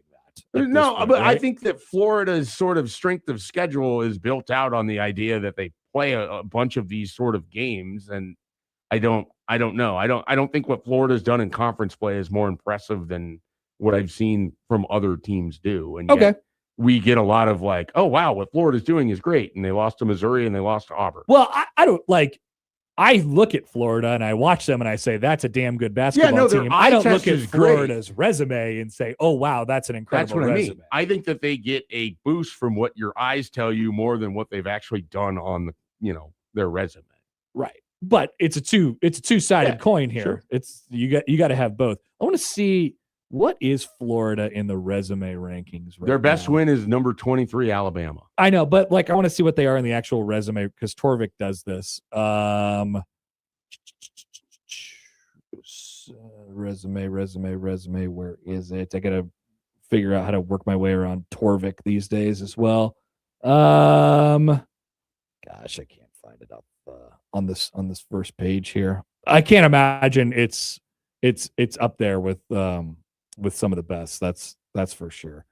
Because they do a whole resume Sure. rankings. But yeah, but once again, I think that's pretty common perception on that's what you get on Florida. It's a really good basketball team. They won the national championship last year. They can lose, there are just teams that are going to get the benefit of the doubt here. And I think some of it is based on what you've accomplished this year, and some of it is based on what you've accomplished, going back to last year. Well, they're the former national champion. Well. Like Michigan, they get the benefit of the doubt to me, even when they don't show up, 20% of the time, because I've watched them be a supernova. I've watched them be the best team in the country, like relatively consistently. I've watched Houston almost win a national championship and go deep into the tournament every single year, and they don't appear to be any different. They're just like slightly, different in terms of like how good or bad they are. They're just worked slightly different this year. Their build and they're dependent on a freshman, really, quite a lot, who is a freak of nature in Kingston Flemings. And so, like, that'll be a little spice different in the sauce there for Houston this year, but they're good. They get the benefit of the doubt. The one team in the top 8 tier that you mentioned there that is getting the benefit of the doubt that I don't give the benefit of the doubt to, Illinois. Yeah. I just don't believe I like they're going to have to prove to me that they can win in the tournament. I would not be shocked at all if they beat Michigan in that game when they play. Maybe whatever happens in the game, fine. They're going to have to prove to me that they can win in the tournament. No, that's fair. They haven't really shown as a program that they can win in the NCAA tournament, largely because the plus 30 free throw differential they get every night in the Big Ten doesn't show up. It's a pants crapping program. They've crapped their pants. They overwhelm when they overwhelm, and then they really underwhelm when they underwhelm. Yeah, that's basically what it is. And so I hear people, and I think I heard it from you a little bit as well. Like, you sort of do the transitive property of like, how did Nebraska do against these teams? Sure. And like, I think we just got to get away from that a little bit, because it doesn't matter anymore. Like, we're at the point where Nebraska, should they hold serve, and I fully expect them to, along with these other teams, you pretty much have a pretty clear picture of who your top 16 teams in the country are. Your top 4 seeds, your top 4 lines. And, Nebraska's in it, I believe. And so all that stuff about like who you've played and what your resume looks like, it almost doesn't matter that much anymore. Like, you have to get into, what do we have to be playing like, and how is our build? Well, you have no idea what you're going to be playing like a month from now. But you have to work it from the perspective of like, what are we in our own locker room and in our own viewpoint right now, and how could that work against the general consensus of these other teams? Not just like, oh, we lost to Michigan by 3, down 2 guys, and that was a really cool thing that we did. Like, we just got to get over that. No, I get that you don't get extra credit for that. I also think it sort of matters in the context of when Nebraska has 3 losses, and they are to these teams, and 2 of them are 1-possession losses, and one of them's a 9-point loss at home to Illinois. Like, that should stand out. These are 3 losses to teams that are 10 of the top, or 3 of the top 10 teams. Yeah, it's really impressive in the country. So, but it does not matter. That's all that it is. Yeah, right. When you get to the tournament, it don't matter. Well, nothing matters when you get to the tournament. Exactly. Nobody knows that more than a program that doesn't have a win in the tournament, even when they've been a top seed. For sure. So, like, you're not telling me anything I don't know. But when you say that what matters is how you're playing in that moment, well, Michigan gets a ton of credit for what they look like in December. They haven't looked like that since. They haven't been the team that's blown teams out by 30 points. They're down 16 to Northwestern. Like, they haven't been that team. Your mind thinks that they could be that team, which means they could be that team in March. See, but the funny thing is with Michigan, I don't think about them being down by 16 against Northwestern. I feel like I think about, because you're doing the thing where you're just ignoring that context for what you saw previous. No, wrong. I was going to say the other thing. I think about them going on a 47-18 run to beat Northwestern by 12 in a game that they were down by 16 in, not 5 minutes before that. So, like, That's what I think about. Like their potential is wrapped up in those moments, not just that happened in December. Right. And you think about when they were down by 16, and that's our differing viewpoints on Michigan. But that's, again, like you can do that with everything. Is Nebraska the team that was down 22 points, or the team that went on an 18-2 run that basically tied it up against Purdue, a top 10 team in the country, and lost when they didn't have a free throw from their 80% free throw shooter? You know, so it's like ultimately what matters is they'll go play the games. That is true. So the rest of it is all just conjecture until you get there. That is true. All right, so let's take a break. We'll come back and we will be back with the what do we have a call here? Frager rumors. Do we want to take this call? What's a Frager rumor? I mean, we can. Do you know about Frager rumors? I have heard nothing but Frager rumors. Really? Basically Sunday night. I don't know about any Frager rumors, but let's take this call on the hotline. Hi, Andrew. How do you not know about the Frager rumor? I don't know. Why would Andrew care about the Frager Well, he's rumors? a Creighton fan. He wants to stir things up. I see.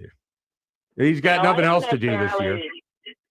I don't want to necessarily stir things up, but he does remind me of a Grant Gibb. Oh, that's not a rumor. Great play. That's not a rumor. Did Grant Gibbs ever score 20 points in a game? Let's keep going, Andrew. If he's unhappy at Nebraska, which I don't know why anybody would want to play basketball at Nebraska, would he be interested in staying close to home and going to Creighton? Great question, Andrew. Would he rather go to a program that's worse than the one he's at right now? Let's discuss. What a question. What a question. I don't believe Andrew being reminded of Grant Gibbs when he watches Braden Frager play is a rumor. So I don't think we got to the bottom of that. The rumor stems from a Instagram retweet. What? That was deleted, that had a video in it with a caption that said something about how teams are coming at me in the transfer portal. And then the video was actually a Carolina Panthers wide receiver. And I'm told that he just spins off of a bunch of people. So I don't know. I don't understand what the context of the video is. I don't think it's Steve Smith. It looked like Ted. So if it's a receiver spinning off of people, and it would seem to me that it's a good thing, but then he deleted it. None of it. This has been over. How is this about this? Who cares about that? It is. I just found out about it for the first time, and I couldn't care less. What an amazing thing to care about. Again, we have reached the college basketball corner of the internet, Nebraska fans corner of the internet, young people who use the internet, and we try to assign whatever they're saying. Of course, teams are coming after him in the transfer portal. Dear God, are you guys blind? Have you not listened to any of the coaches talk for the past 4 years? Yes. Get a life. It's okay. Frager case dismissed. I'm here to rule. Hit the gong, Joey. Dismissed. Look, I'm good with it. There are no more rumors. Back after this on 1620 The Zone.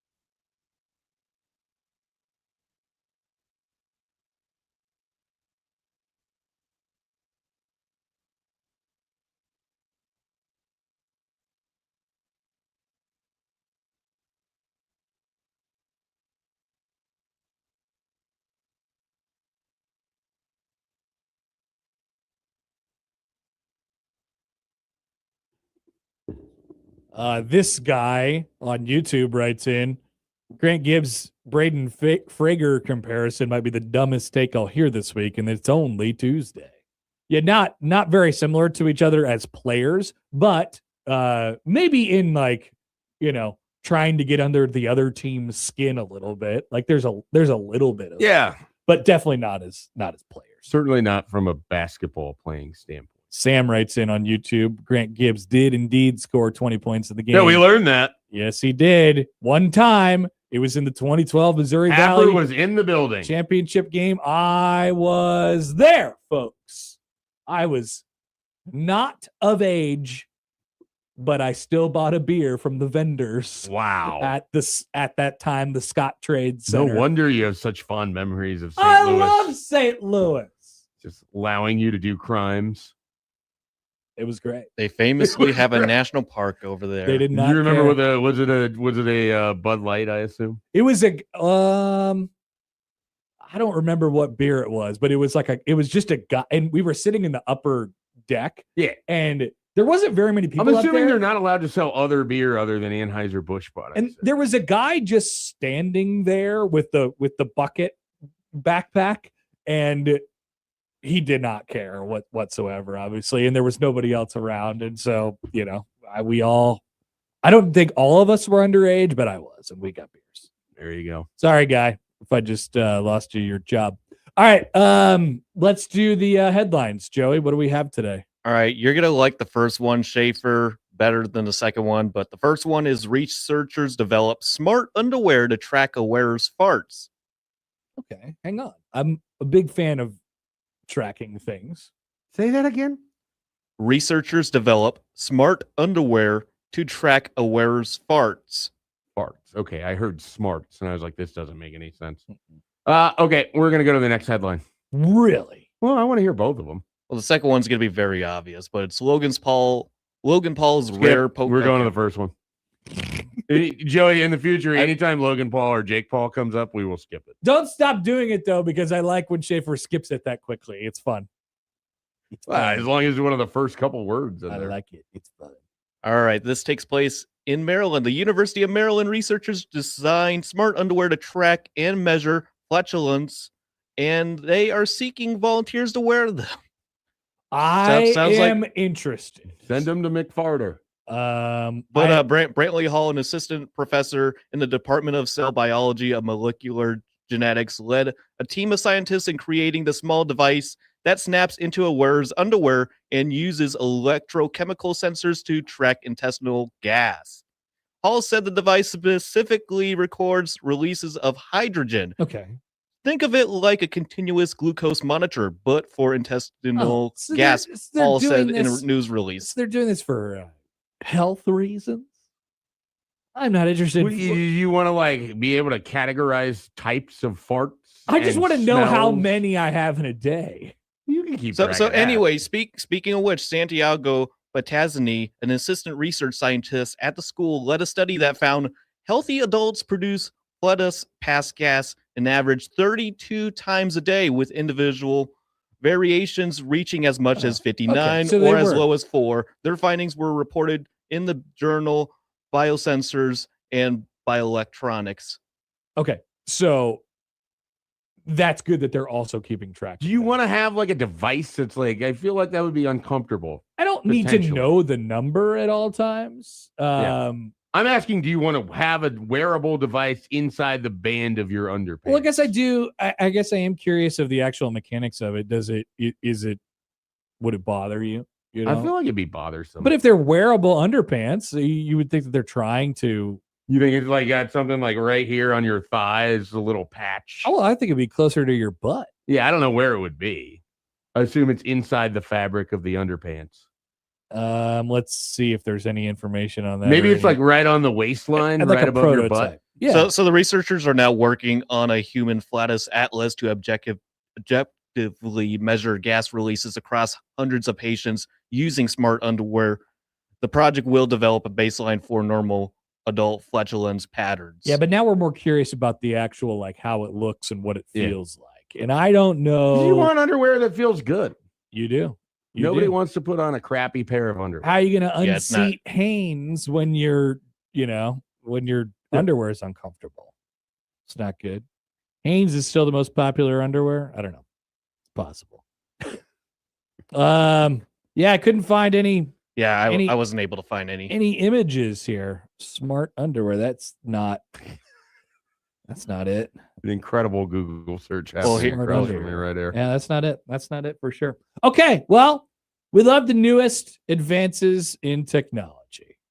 We sure do. Thank you, Joey. Is it 49? Is that the number 49 or 59 for average farts per day? Yeah, it was that was on the high end, but yeah, 32 is the average. It's reaching as much as 59. 32 is the average. Yeah. Reach as much as 59. Or under average most days. It varies. Probably under. That feels like a lot. I'm probably over, I'm guessing. Oh, wow. All right. Well, check with any of our wives. They'd probably have a number for you. They just assume we're over. All right. We will be back. 8 o'clock hour. Plenty to come. Mitch Sherman will join us at the bottom of the hour. Back after this on 1620 The Zone.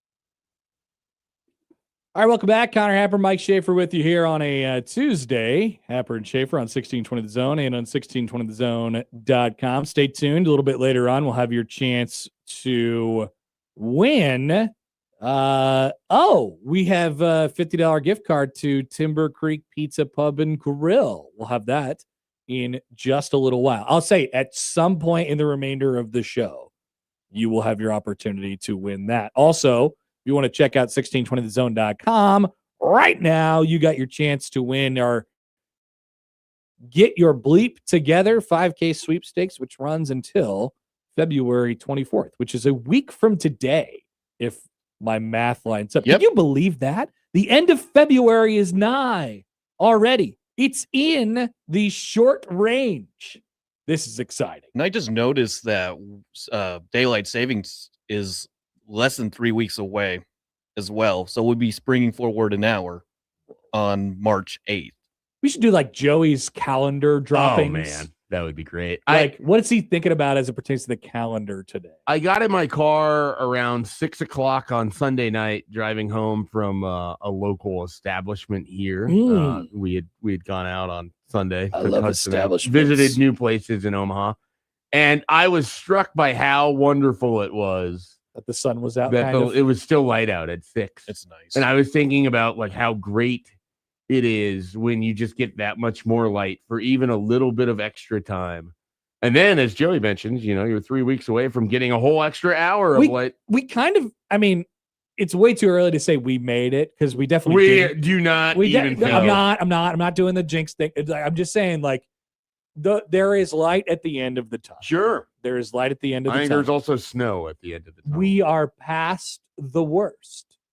Unless you consider the worst to be when it inevitably snows in April, which it probably will. Yeah, I don't think you're jinxing anything. Yeah. I just think we're not going to have like sustained 0 degree days anymore. Those are gone. Mark my words. No more sustained, which means 3 or more in a row, highs of less than 10 degrees. There could be a horrible March. I feel very confident in that. If it's cold in March, it'll be cold, but it'll be like 40. Like that's cold. What if it's like 12 for 2 weeks? That would be unprecedented, I think. Wouldn't it be? I don't think it'd be unprecedented, but March? it has not happened in a while. In March? I think March is sneaky, sometimes terrible. It's terrible, but it's not that. Like, that's really, really cold. That's legit winter cold. Well, yeah, it's below freezing, and wind chill would be probably 0 here. I don't think that's likely. I don't know what's likely. And put it what's behind not us. It will be cold. Doesn't mean it won't be miserable. Of course, it still will be. But sustained temperatures of 10 degrees or less are gone. I think if I'm ever going to transition to being a full-fledged #radio guy, I am going to have to develop a confidence related to the weather that I just don't have otherwise. I see it in Lincoln. I see it from the afternoon show, and I have it now from you. The radio guys just love telling us that things are going to be X or this is done. Josh or Peterson. Whatever else. Okay. Next, you'll be marching around Omaha. I am not going out on a limb here. This is obvious. This is locked up. I think nothing is obvious about weather. Once you get past, like, basically where we're at right now, baseball season begins, we're not going into sub-zero anymore. No more. Probably not. That's gone. It's gone. In order to be sub-zero, like, you have to be, highs in the single digits of the teens. We're done with that. That's gone. Could be out there. I'm not canceling out a cold front. John writes in on the text line, shut the hell up, Connor. You were the one that said that Jeff Sims would not continue to suck. You are screwing us. Now that is something that John mentions routinely. Yeah. I can't have a good take anymore because one time I said, there's no way that Jeff Sims will continue to turn the ball over at this astronomical rate. And then it happened. It did happen. I would say it again. I think you should say it again. I think the odds would be very much in my favor of that not happening that way. Is he again. getting another year of eligibility? I don't know if he's applied. He might as well. Everybody's getting them these days, I suppose. But no, I would do it again. Michael writes in, You don't fight the weather opinion. Fight the weather opinion. Least interesting thing in news. Is he talking about my take or your take? I think he's talking about us arguing about the weather. Oh, okay. We don't have Sims to talk is about not getting another year of eligibility. Dang it. Joey has declared. Dang it. Okay, so that gives us an excuse to, if we're done talking about the weather, which I suppose we could be done talking about the weather, we could talk about basketball. All right, so Nebraska and Iowa tonight at Carver Hawkeye Arena. They're calling for a blackout, I believe. A popular thing, I understand. So what will Nebraska wear? White? I guess. Cream? Do they just wear red? Do they just go red versus black? Oh, that might look good. A color, Color rush. Yeah. It's Color Rush Tuesday in the Big Ten. College Color Rush. I like it. That's kind of fun. They maybe will do that tonight. So it's a big game, obviously, for both sides. I think it's bigger for Iowa.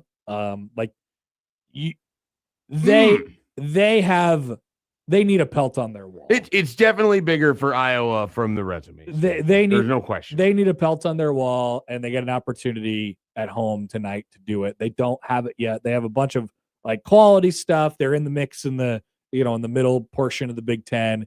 They're probably going to be an NCAA tournament team. They need a big pelt on their wall. They have a chance to do it tonight. And so I think that's a factor, and I wonder if Nebraska can match that. It's sort of they have there was a couple times. What game was it specifically? Yes, the Purdue game where you just felt like Purdue had a little bit more urgency. 100%. So that's one thing that Nebraska needs to be able to match, I think, today. Yeah, I struggle with this because I don't think it's a must win in terms of any tangible thing. I don't know that their chances of being a top 4 seed change if they lose tonight. I don't know if they drop out of being a chance of being a 2 seed or a 3 seed in the NCAA tournament if they lose tonight.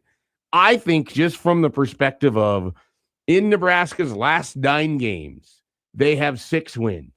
None of those 6 teams have a winning record.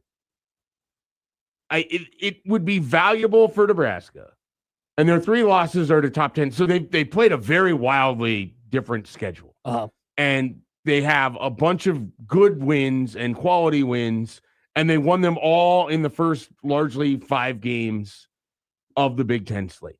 They kicked the crap out of Wisconsin. They beat Illinois. They beat Michigan State. They beat Ohio State. And they beat Indiana. So they went 5-0 right there, right off the bat against 5 teams that are going to have winning records in college basketball and likely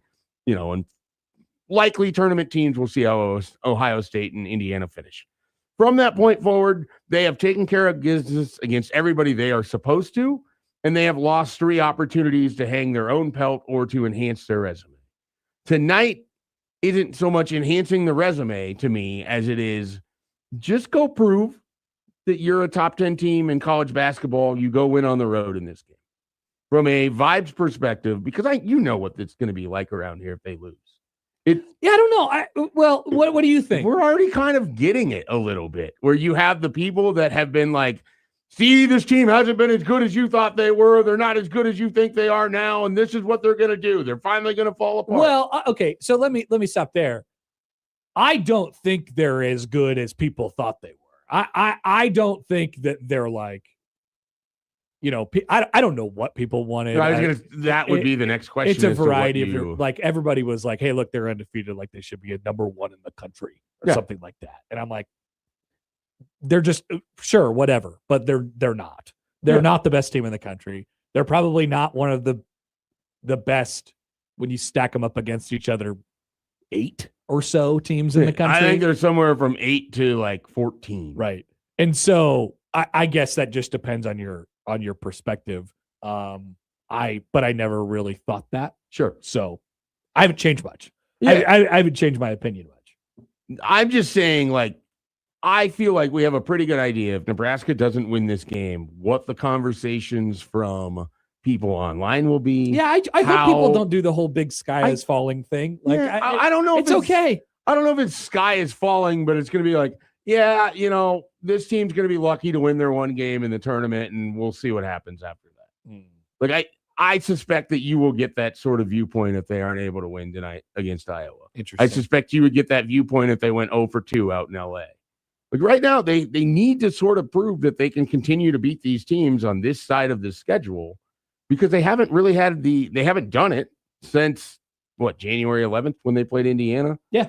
So some of it is just like, okay, go prove that you're still, if you're a top X team, go out and win a game on the road against someone in the same building that Purdue beat by a bajillion points.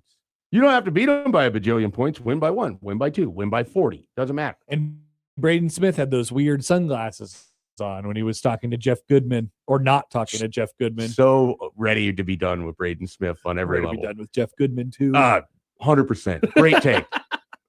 Fire that one. What a great interview that was. 2 people that I don't need to ever see again. Right there.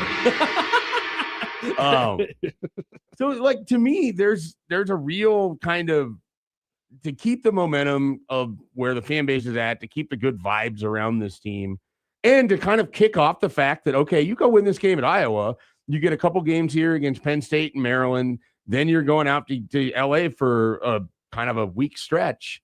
Like, you could really seize momentum if you're able to win here. You know, you make a good case. So the question I was going to ask you is this: does Nebraska have less on the line than Iowa tonight? I think that's a really good case for Nebraska that they don't. So it's like one of these weird nuanced arguments that's sort of dumb, because ultimately, what are we really discussing? But what Iowa has on the line is they need to get off of a 2-game losing streak. They need another quality win to just continue to enhance their resume. They're not in that different of a spot than Nebraska was a year ago, where it's like they need to kind of continue to keep winning. Everybody thinks they're a tournament team, but they still got to get past their 17 wins right now. They certainly can't lose the next handful of games. I don't know what their exact schedule looks like, but I know they have some tough teams on it. They've got Michigan. They've got Nebraska twice. I don't know what else is in there. Michigan, Nebraska twice, Wisconsin, Ohio State. Yeah. And a little battle with Penn State. So, I mean, they're in a spot where Nebraska represents the team. Like, you go get a win here, you really enhance yourself. You need a pelt for the tournament. Yeah. And so it means more to them, I think, if you're just going off of that alone. But for what Nebraska wants to be, if Nebraska wants to seize this opportunity, if Nebraska wants to be a 2 seed, I think they pretty much have to go 6-0 in this stretch. You know, if they're 28-3, it's going to be pretty hard to turn around and say that they don't deserve to be at least a 2. So my second thing on this game that will lead into my third thing, and that's more of my my broad statement to people, possibly a rant gong.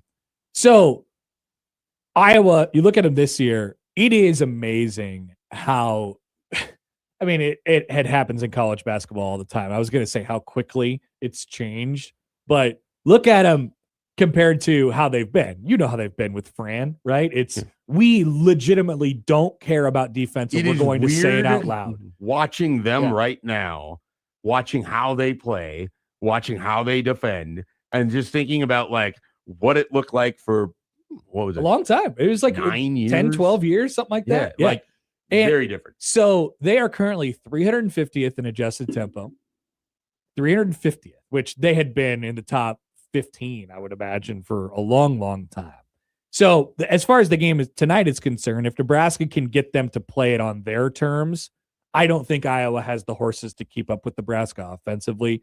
But their whole thing is, we're going to grind this game to a halt, play really good defense, and then they have one guy who is who's going to be the best guy on the floor tonight, and that's Sturtz. And, you know, people forget he played his first 2 years at Northwest Missouri State and then ended up at Drake last year, has done nothing but win in his college career, and now is with Ben McCollum, as he's been at all 3 of his stops at Iowa. So if you get into a close game, if you get late, and you're playing on Iowa's terms, all of a sudden Nebraska's offense is stuck in the mud a little bit, and they got Sturtz on the other side who could just get a bucket and make a play. So that's a scary situation. Nebraska needs to play on their terms tonight. So the bigger picture is this. Is this point 3? This is point 3. Joey, get ready. For those of you who are thinking you could solve all the world's problems by creating a team that only cares about fun and cool offenses, look no further than these 2 programs, what they are now and what they had been in the years prior. Fred Hoiberg figured out, we actually have to, hire a defensive coordinator and create a scheme that works for us. And bang, in the flash of an eye, they became an enjoyable basketball team to watch and now have evolved into a really, really, really good one. Iowa got so stale over the last few years with McCaffrey. And, we get to talk with the Iowa transfers from here, and there's an Iowa transfer in Lincoln as well. And they have no problem saying it out loud. Like, yeah, we just didn't do defense. Not what we did, and we cared about offense and we were going to have to outscore you. And there was nights where they did. Admittedly, they had done a pretty good job. They had reached their ceiling for what they had become at Iowa over the last several years. But bang, in the flash of an eye, they are a sort of likable basketball team. They play really hard with an edge, and look at where those two programs are at right now compared to where they were a couple years ago when they only cared about doing fun and cool offenses. So start with defense and build from there. Signed, Ben McCollum and Fred Hoiberg. Gong it. I think Joey, I don't know if Joey was ready to gong it at that time. I don't think he was either. I was not ready. I was ready for you to go off. It didn't even reach the point of a rant, really. It was more of a broad statement. Yeah, it was more of a broad statement. It wasn't more of a complaint. We need a broad statement gong. Ding! I have a broad statement. Look, the statement is accurate. I think the way that you sort of had described Iowa, and they had some success with the style of which they played, but it's such a narrow pathway to victory. Like, that's the part of why Nebraska is successful this year, is that they can win games in which they can choke out a team. Northwestern only scored 22 points in the second half. We saw that from Minnesota earlier this year on the road. Against bad teams, when you're off your game, and Nebraska was very much off its game on Saturday, and they were when they played Minnesota, your defense can take over and allows everything else to kind of fall into place, and you win a game comfortably that wasn't comfortable at all. And so when you have that and you can play that way, great. If you can only play by outscoring the other team, and you are in a night where you're shooting 47% and they're shooting 61%, very, very hard for you to win. And the other thing is, people will look at it and they'll say, well, you have to have the personnel to do, and to a certain extent, like to the point what Nebraska is doing this year, where they've created a top 10 defense, like they have to have better personnel to get to that level. Right. But at the start of it, it's a choice. It is simply a choice. What Nebraska is doing defensively in basketball this year is not because they have, the point that they're reaching is partly because their personnel has been upgraded from a length and athleticism perspective. Well, a length perspective, I should say. But it's mostly because they just chose to be good at defense. And for Iowa, they're not huge across the board. They're not like, oh, wow, they have these lanky athletic guys and they can really, really bother people and get in the gaps and stuff like that. No, they just play hard. Yeah. It's a choice. And it's a scheme as well, but it's a choice. And these two programs have both committed to being really good at defense. And Nebraska, to your point, I mean, they had made this choice several years ago, and then they would run into teams that could just skip pass over their defense in a way that they have a tougher time doing now. And Nebraska just has better defenders on the court. I mean, now they do, yes. I mean, some of it is they have more anticipatory, like one of the fun things, so weird to say this, but one of the fun things right now is if you're at a game, because it's maybe a little bit easier to see in that angle than the broadcast angle, and you just decide to watch Berke, and he is watching as the ball is across the other court, he is always ready to time he's that hunting. Guy loves, it is like watching someone who is a power forward who thinks that he's Ed Reed playing free safety. Like, he loves the idea of, oh, you think you can do this, don't you?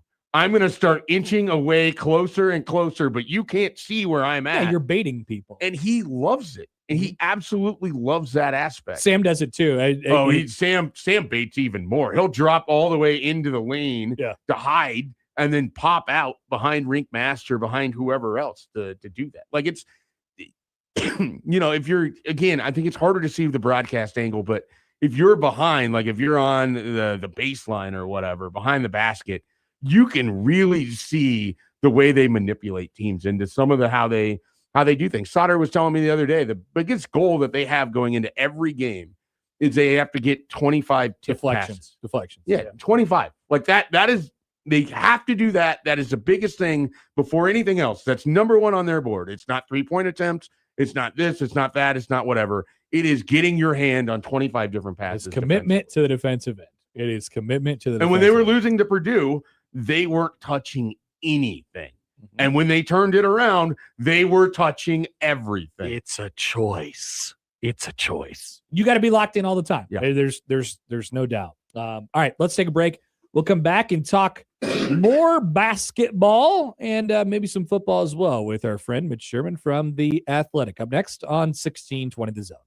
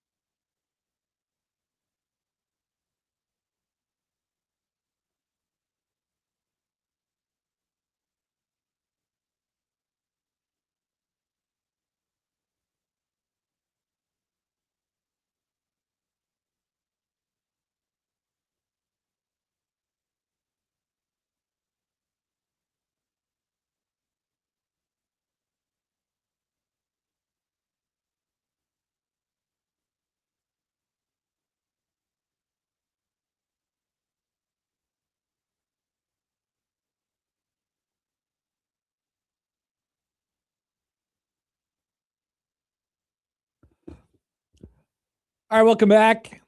More of Happer and Schaefer on 1620 The Zone, 1620thezone.com. Joined now by Mitch Sherman from The Athletic. Mitch, good morning. How are you? Good morning. I'm doing well. How are you? Good. How does it make you feel that you are part of a podcast that was deemed to be a 1 seed by local media personality and bracket maker Michael Severe? Yeah, he's a bracketologist, all right. I mean, like the head bracketologist of all. He is. He loves making unusual, brackets. odd brackets. I was a little stunned by that, to be honest. Do you feel pressure? Got to get to that second round at least? Yeah, for sure. Oh, for sure. You can't lose in the first round if you're a 1 seed. I don't know what our matchups are going to be, but I'm concerned. I think we might bow out early. Might looking a little bit like Virginia UMBC territory. It's very possible. Yeah. I mean, you have to decide, I think, at the beginning of this process if you're going to, and I guess we've answered that question right now because we're talking about it. If you're going to acknowledge the existence of the bracket, or if you're just going to let it play out. Like, oh no, we're acknowledging it. You're acknowledging it. When this has happened in the past with the media personality bracket, I really try not to acknowledge it. I'm looking at it like, behind the scenes. I'm like, what's going to happen here? This is kind of weird, but I don't want to talk about it publicly. I think Michael should make more brackets that make people angry. And just uncomfortable. Yeah. Mm-hmm. What's the most uncomfortable kind of bracket he could make? Sure. Great question. Let's come up with ideas of we submit our bracket to him for what the most uncomfortable brackets and then we be. do a bracket challenge off of that. I love it. Great idea. It's a great idea. Yeah, Mitch, send us some suggestions. We'll throw them in the bracket to Michael, and then the winner will be his next bracket. All right. I'll think about it. I feel like it's just going to be Schick and Nick, right? Like they're going to win that one. Yeah. Like we could just draw a line from them to the championship. Be eligible for this contest? Why? Because they take Kathy's all the time? No, because they're not. Are they local? I mean, these are. We're talking about major national personalities here on Fox and ESPN. I mean, someone just signed a contract extension with Westwood One. That's a national entity. Yeah, I see your point here, Mitch. In North Carolina. Have we ever had a 1 seed disqualified before the tournament starts? I think it's something to take up with the committee. Maybe the committee is listening right now. All right. It's kind of like if the Dallas Mavericks were in the NCAA tournament. Yeah, it is. It is just like that. It doesn't seem all that fair when you really think about it. But Nebraska will likely be in the NCAA tournament. Iowa will likely be in the NCAA tournament as well. And those two teams will play each other this evening. We were just talking about this. Who, from your standpoint, your point of view, Mitch, has more on the line tonight? Is there more urgency on the Iowa side or Nebraska side? They both have their reasons, probably more for Iowa, because Iowa is a couple of bad weeks away from being on the bubble, I suppose. Nebraska is not. Nebraska, it's more about seeding and positioning and getting yourself in a spot to do something historic in March. Important for sure for Nebraska. It does not want to limp into the NCAA tournament. That would be a huge letdown after the 20-0 start. So it's important for both, but I think there's like a bit more of a level of desperation for Iowa, and taking into consideration too that Iowa is the team here on a 2-game losing streak and lost at home just a couple of days ago. It didn't just lose at home against Purdue, like both Nebraska and Iowa lost at home against Purdue last week. One of them was an overtime game and the other was a 20-point blowout.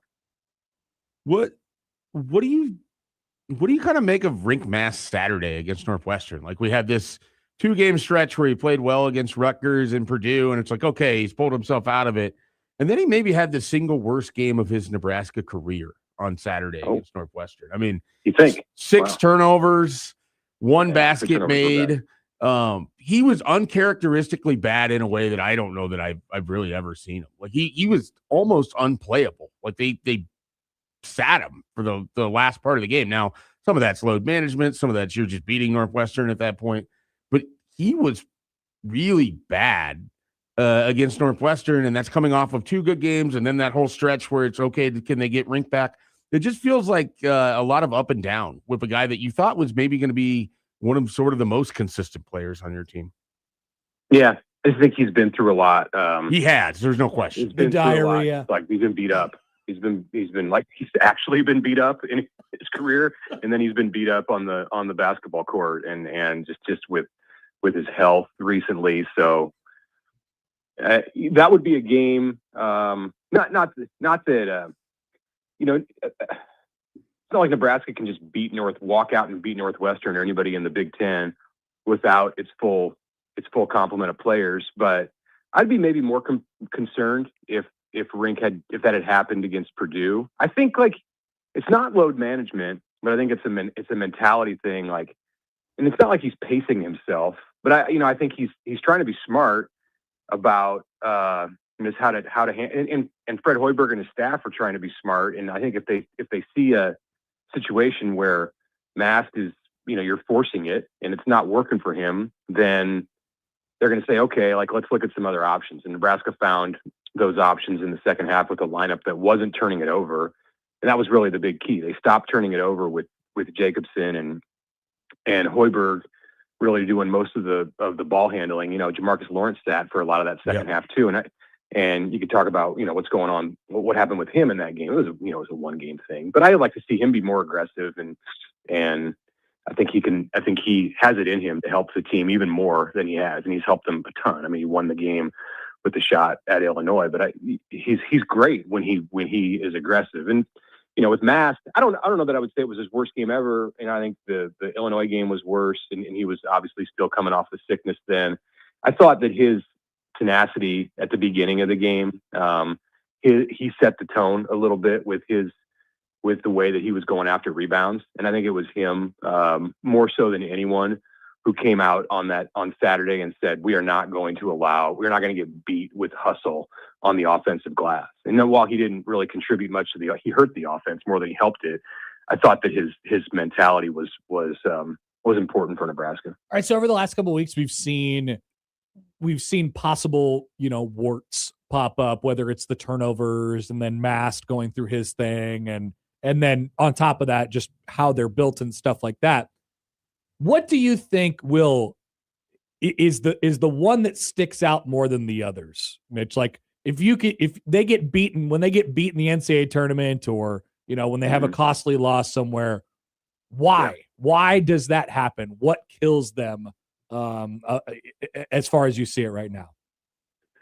I think it'll just be their lack of overwhelming strength and physicality in the paint. I think it'll be they'll run into somebody, whether it's in the regular season in a game that they shouldn't lose, or ultimately in the NCAA tournament that just has better players down low. And you saw that in all three of their losses. And I don't think that's something that you can just fix. They can definitely do a better job than they did against Purdue in being aggressive and going after rebounds, but that's easier said than done with some of the players that they see, including Oscar Clough and Purdue's cast of bigs. I mean, you run into something like that, and even if you up the intensity, it's still going to be a long night for getting rebounds and just preventing points in the paint. So yeah, I think that's probably the thing above all else that could ultimately undo them. It's coming up on basically 15 years of Nebraska being in the Big Ten. We no longer have to debate whether Iowa is a rival. I asked Happer this earlier.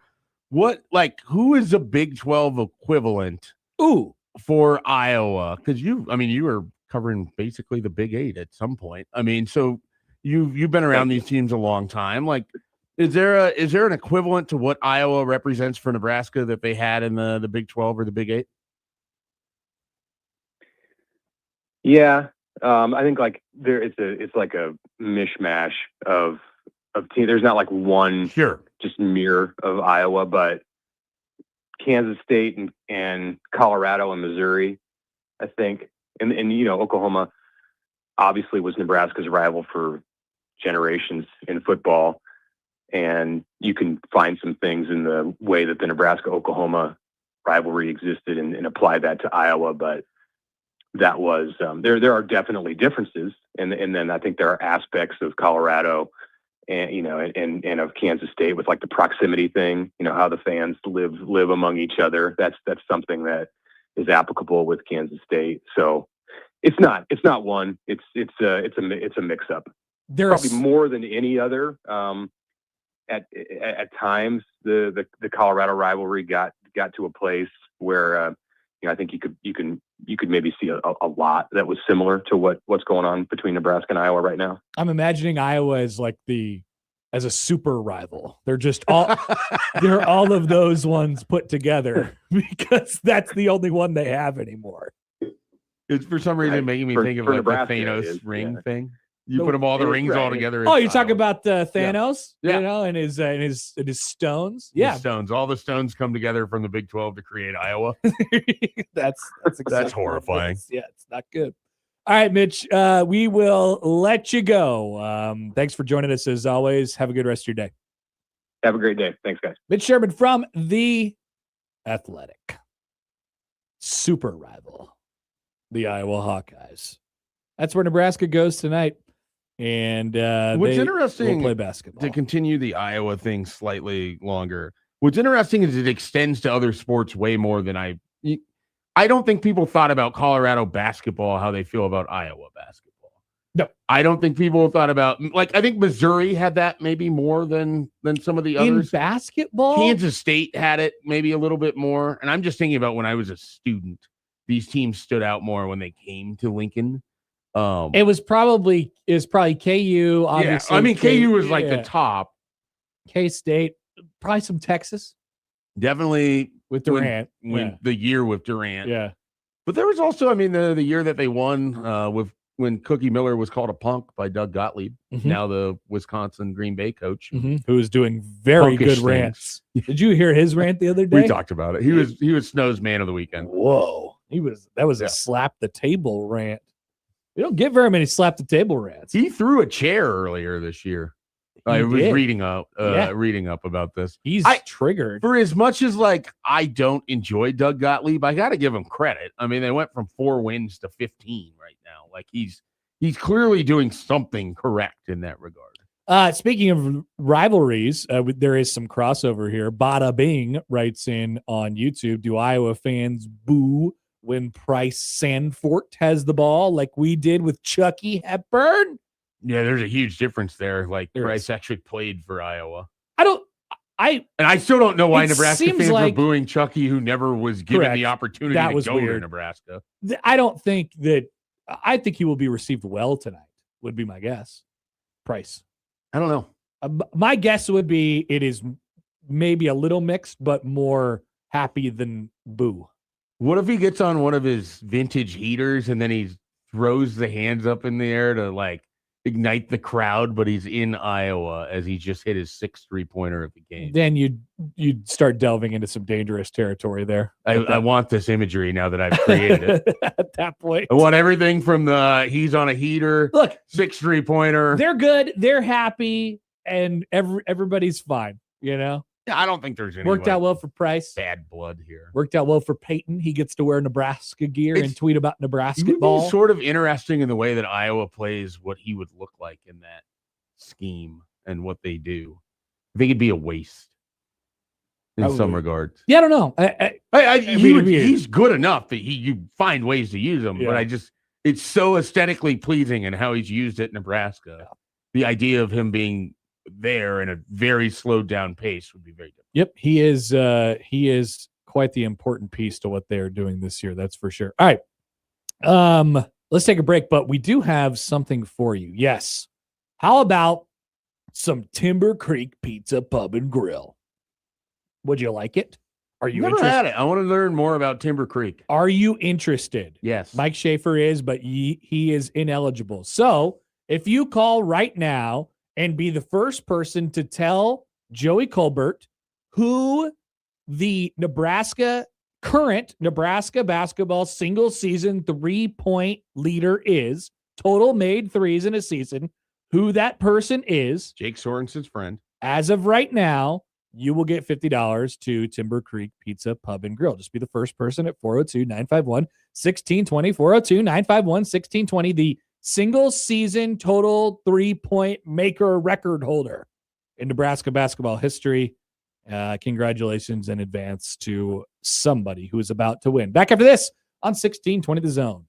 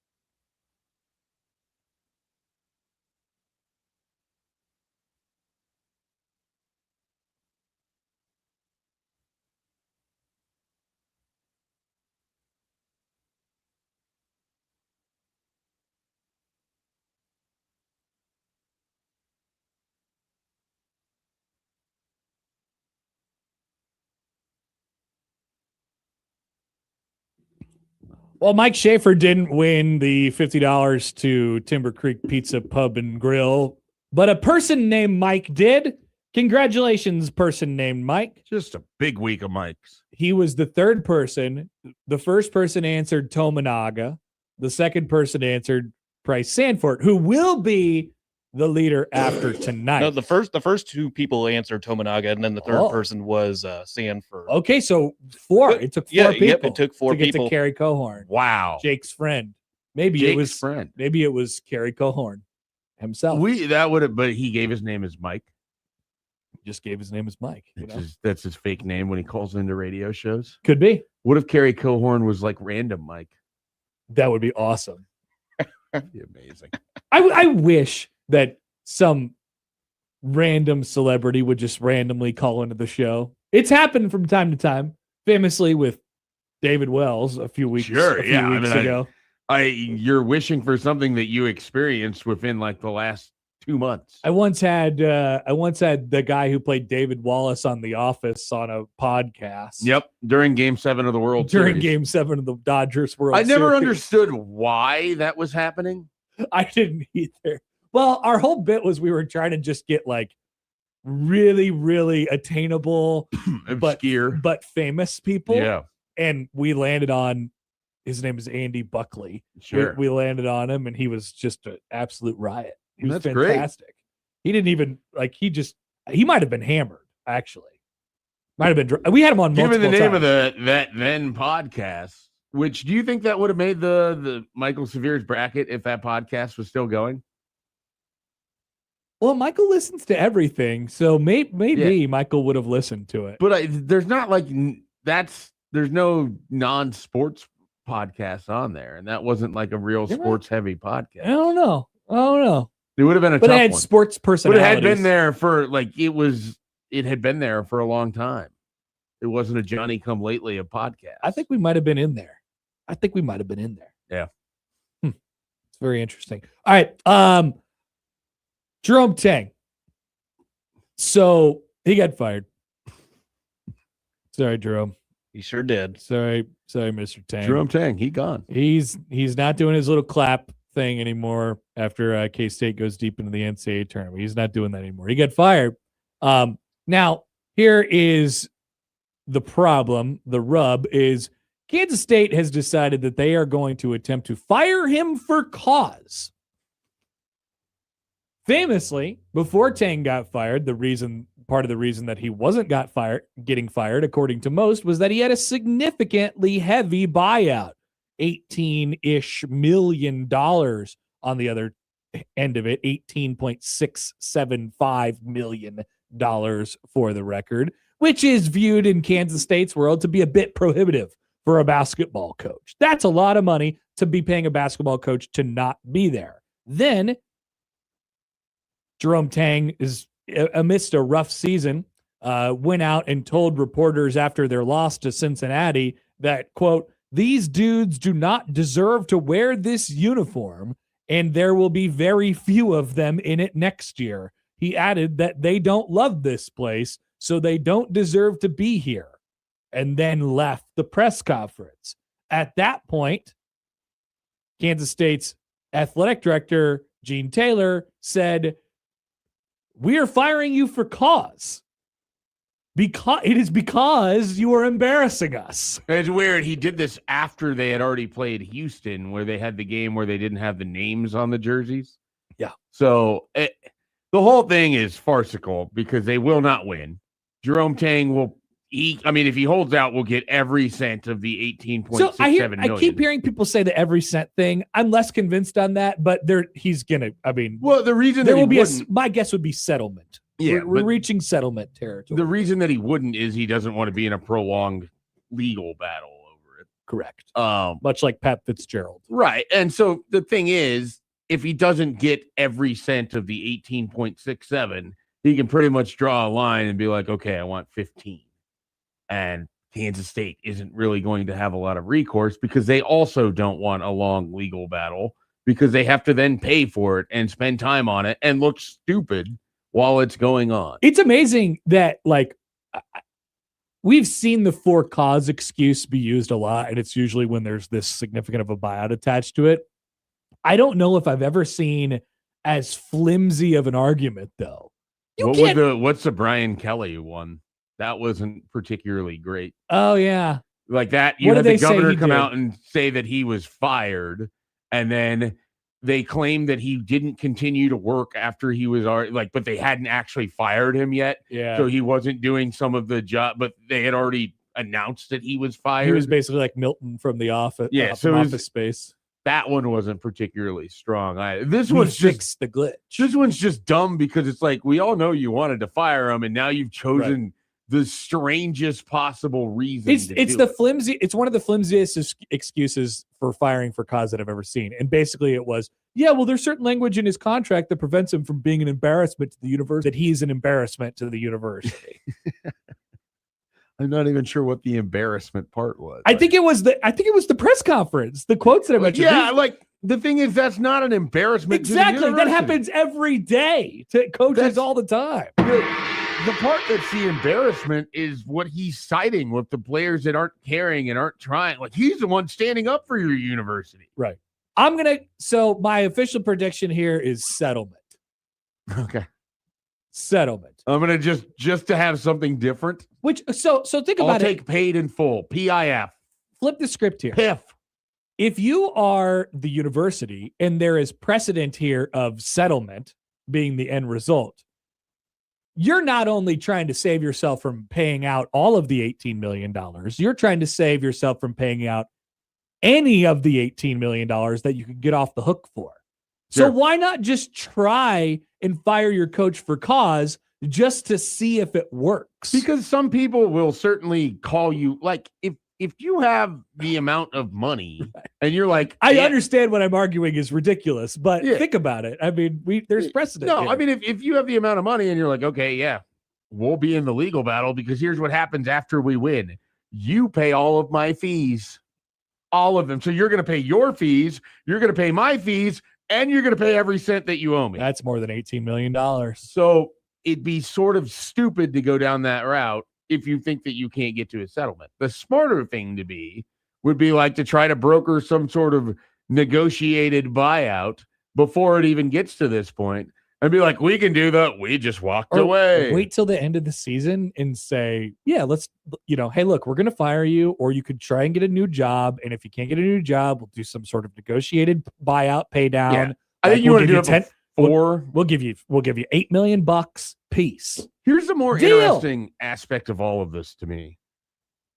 Where does Kansas State go next for their basketball? Oh, they have dreams, Mike Schaefer. We were discussing this. Snow and I were discussing this yesterday, and it goes back to, like, you start with Bob Huggins, and then you go to Frank Martin, and then in there you have Dana Altman. You have Bruce Weber. They should get Dana Altman. Well, Bill Moose is going to call Gene Taylor and give him plenty of I reasons. know a guy. I'm Bill Moose.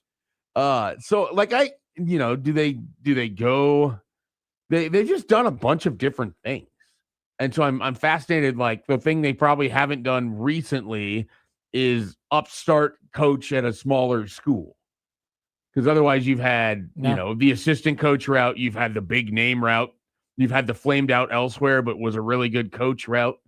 So they've done all of this. So, like, sort of what's next for them? Yeah. And I think it's like the upstart young coach, but I don't know who that really is. I think if you could get the modern day, what is this current cycle's version of Bruce Weber? Rick Barnes. What an answer! I don't think they could probably get Rick Barnes. Probably not, but what an answer! I'm what not an like answer! terribly off on that, right? Chris Collins. No, because Chris Collins isn't like Bruce Weber had a Bruce better Weber was career good. than- Bruce Weber was good. But what I mean is you're getting a coach where you're probably on the downside of it. Yeah. And like Rick Barnes has had a nice career. He's been a good coach. He's never won a national title. He's never played for a national title. His teams are always somewhere between like 5th best and 30th best in basketball. He's an incredible recruiter, and he seems like a terrible in-game coach. So Bruce Weber took the K-State job in 12-13. And he had previously taken Illinois to the national championship game and a Sweet 16 and several other tournament appearances. Okay. Great answer. God, that was good. That was really good. You were not prepared for that. No, I wasn't. You Okay. nailed it. I think you nailed it. Well, we can try to come up with other ones. But you would, and he was like Bruce Weber was at the end, he was bad, but mostly he was just fine at Kansas State. The problem is, so you have to find somebody who would just be fine. You have to and find someone who's who's going to attainable. live in Manhattan. Right, correct. Like Attainable is the key word. The biggest problem with all of this is I think Kansas State might have an outsized view of what they can actually get, because they did get Bob Huggins at one time. And they then parlayed that into Frank. Like, they've had a nice run here. But I don't know, like, you've progressively gotten a little bit worse each way down. Like, you went from Huggins to Martin to Weber to Tang. Tang was looking like the best of the bunch about 2 years ago. It kind of feels like you need to go get, like, we got the pick of the litter. A great Mountain West coach that, is willing to take a shot with you in the Big 12. Oh, Ali Farokmanesh. You're in a really difficult conference, and you have less resources than most of the other teams in that conference. You know what? Now, K-State wouldn't like this because they have dreams of doing absurd things with their coaching cycle this year that I don't even want to talk about. I was exposed to this on the internet. They think that they are special. Who are they going to get? They're like, well, you think we could get Underwood out of there? You think we could get there was another big one too. They're like, you think big names. And they're not even going to be the biggest job in their own state. Sign them up on behalf of me for Ali Farokmanesh. That's a great job. And if you're him, it's like, is that the job I want? Gets you into the high majors. It absolutely does. It's a different life, but it's also like really going to be difficult in that conference, in that state. Somebody suggested Greg Marshall on here. Where is Greg Marshall? Greg 2Gs. I mean, where even is he? You could make a case that they should go raid the UMKC coach now. Oh, Mr. Turgeon the Surgeon? Yeah. Interesting. Yeah, I don't think he's allowed to coach college basketball, Greg Marshall, but I'm just saying, what is he doing? Is his wife allowed to attend games? Well, maybe she does, but games that he doesn't coach. All right. She does in the Bobby Valentine disguise. There you go. Yeah. Let's take a break. We'll be back 9 o'clock hour. Jacob Adil will still join us in about 15 minutes. We are back after this on 1620 The Zone.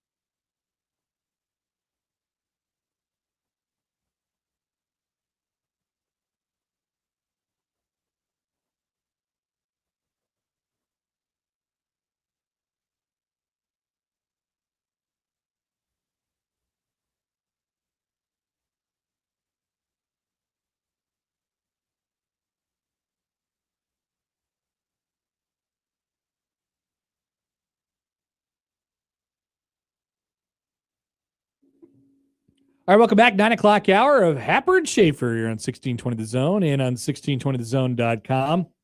The Black Keys are coming to Omaha on Monday, July 20th at the Astro. And on Sportsmanlike Conduct, we'll have your way to get in this week. Black Keys, good band with good songs. All right, so before we get to Jacob, oh yeah, I want to talk about. You didn't talk about K-Zone yesterday, did you? No. Okay. So I saw this over the weekend, and I was about to start a parade. I was about to go outside and start marching around. No one, including yourself, by evidence that you're just laughing at me right now, nobody understands. I'm imagining good this is. I'm imagining you just marching up and down your street with the really exaggerated kicks, like you're part of the. You know who would band. join me? My dear old friend Laney Holstein. Yeah. In fact, he probably doesn't even know this news exists. Do you want to call and let him know on air? That would be a pretty funny bit. Let's do it. He's probably lawyering something right now. He'll answer. He doesn't. You can have Joey try it. All right, I'll send you his number. Yeah. Or you send. I'll send Joey the number. And then Joey gets on the horn with him. He's like, "Hey, this is Happer and Schaefer show. They have a question. They for have you. something Do you have they a want to second? tell you. Do you have a second to talk? Yeah. You We'll got do that, Joey? Yeah. All right, good. So here's the deal. All these local broadcasts, most of these local broadcasts are now going to be run and produced by Major League Baseball itself. And with the now addition and implementation of the ABS challenge system, which people forget will exist in Major League Baseball and will be a talking point for like the first month of the season until everyone forgets about it and it becomes normal. That will be a conversation, and that will be implemented here in just a couple weeks. In fact, they're already doing it during spring training. So, with that being said, the Chicago Sun-Times reported late last week that because they don't want the teams to have automatic and instant data that would lead them to be able to challenge or not challenge individual pitches, they will remove the K-zone, aka the shadowy superimposed box strike zone over the screen from the broadcast, and rejoicing was heard around by all. Nobody has any idea how damaging this has been to society over the last 15 years. Nobody has any idea. I've been yelling it. I've been yelling it from the top of the mountains for a long, long time, but nobody has any idea how damaging this has been to people's brains ever since it was implemented by ESPN, a couple decades ago for their Sunday Night Baseball broadcast. Oh, look at this. All right. We have excellent news. Now, nobody probably knows what we're doing here. But this is our dear friend, Laney Holstein. Laney, hi, good morning. Hello, Laney. What's up, guys? I've never had a call from 1620 The Zone before. Usually I call 1620 The Zone, so this is something. We decided to bring it to you, given the news that Happer wants to share. So, Laney, I don't think that you've probably heard this. It'd be my guess that you haven't. Did you hear that they are taking the K-Zone off of broadcasts for baseball games this year? No, I didn't hear that, but this is great news. Was there like an uprising or like what happened here? So they're going to do the challenge system. So they don't want the teams to have the access to the video right away. So they have to remove the box that has annoyed us for years. I mean, that's great. Yeah. It's hard to watch a baseball game with a superimposed piece of garbage, sitting right over the most important part of the game. Thank you. So yeah, this is great. I figured you would enjoy the news.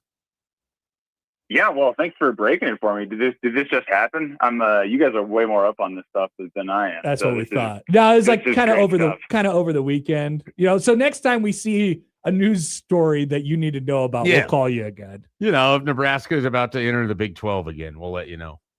Bill Moose was working on that for me, but turns out he couldn't quite get it done. You were pretty excited when you saw that, like he was actually doing it. I bought Bill Moose's book. It just showed up at my door yesterday. And it's probably the first book that I have bought in, years. And it's just all these quotes. I've listened to your guys' podcast, and I've been listening to some other shows too. And obviously he was on the ticket with Jakes and Sipple. And I was just like, I have to read this. I have to see these spelling errors. I have to see the stuff. I just have to see this. And it's like, it's one thing to read the quotes that people tell you about, and it's another thing to actually, like, I need to see, like, what is like an English paper that Bill Moose wrote and turned in look like? You know what I mean? Like, I feel like that's what this is going to be. So I'm excited. Do you intend to read all 700 pages of this thing? Yeah, I'm not saying I'm going to, like, read it today. Or, like, I guess this was the question I had. It was like, so when a book like this comes out, I've never been, like, a hardcore enough journalist to have to does Sipple just like go and read the entire book overnight so he can then write his story the next day? I think it's broken up into sections of his life. So he just focused on the Nebraska section would be my guess. And you just like if you're a Nebraska media member who's covering this, you just like the day the book drops, you get it, you read it as fast as you can, and then write an article about it. Not really. I just see the excerpts and then talk. I don't even know if articles. I guess I shouldn't speak for Sipple. I don't know that more than Sipple or the World Herald wrote articles on this. Yeah, that's fair. That's fair. I guess I just thought it kind of jams you up as a journalist. Like, you're just like, man, I got to like read this whole book like immediately so I'm not getting like scooped. We got a comment here, Lanny, on YouTube from Mike who says, bro reads lawyer stuff. Crab Creek should be equally boring. I feel like it's going to be amazing compared to all the boring stuff I've been reading. You're prepared for the spelling errors. Incredible. All right. Well, Lanny, if we have any more news for you, we'll be sure to give you a call. Appreciate you guys. All right, thanks. That's Lanny Olstein.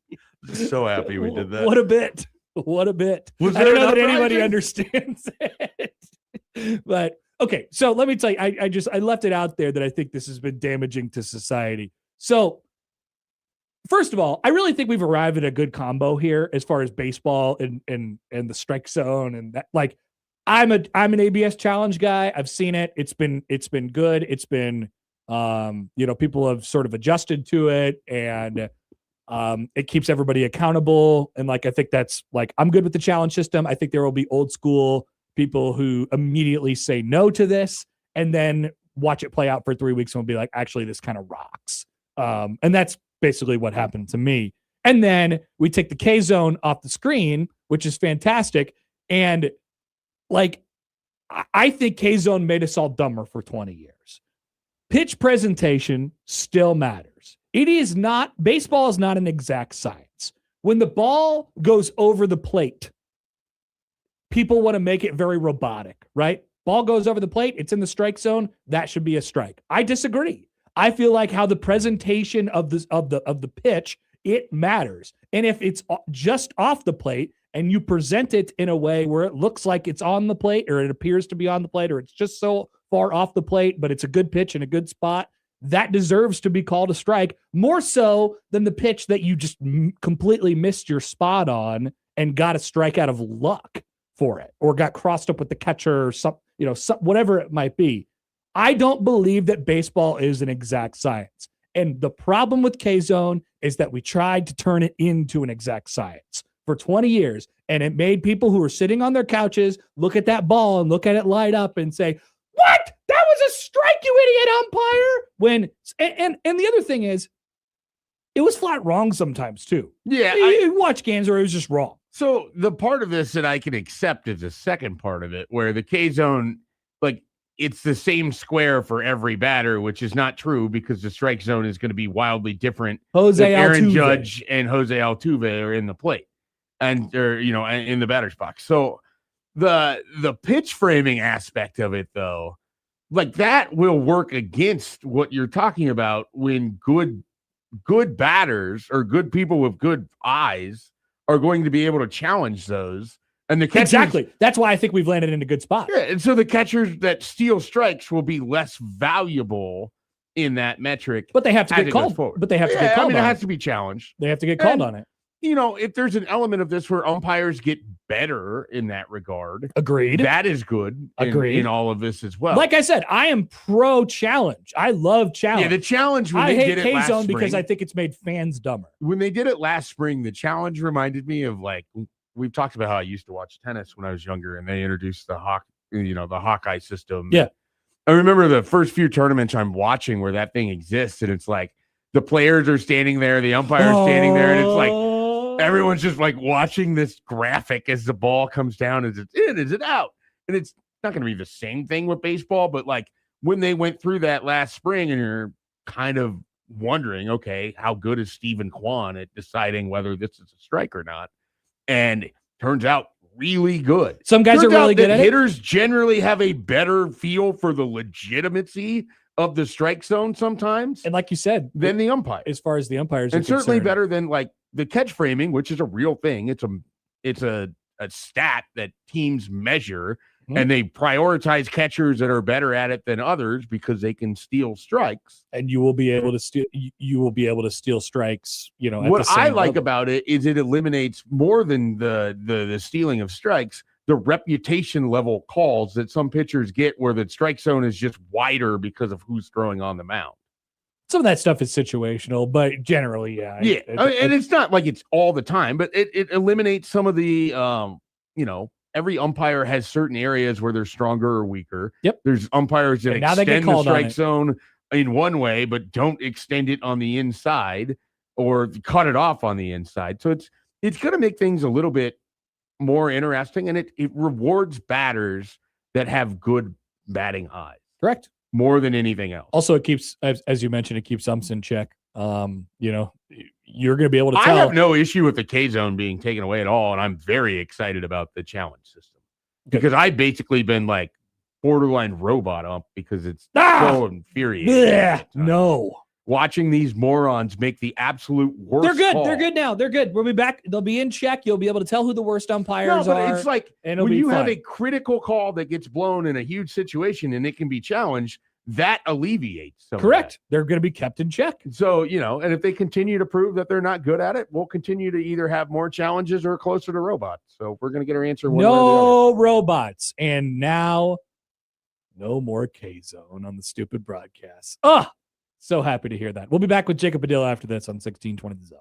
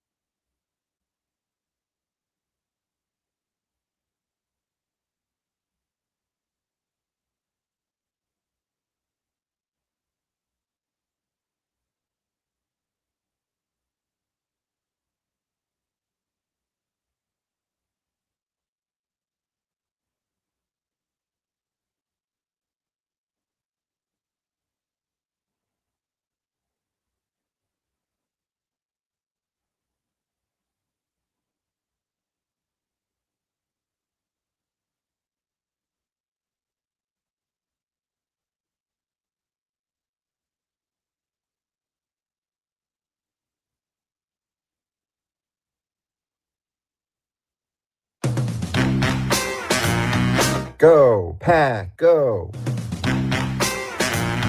Go, Pack, go. Go, Pack, go. Jacob Padilla, Herd at Sports, your source for Creighton hoops and Packers banter. Jacob Padilla on Happer and Schaefer, 1620, The Zone. That's Jacob Padilla featuring Todd Rundgren. And Jacob joins us now as the lead singer of that song on the Prairie Flower Casino Zone hotline. Good morning, Jacob. Good morning, Connor. How you doing?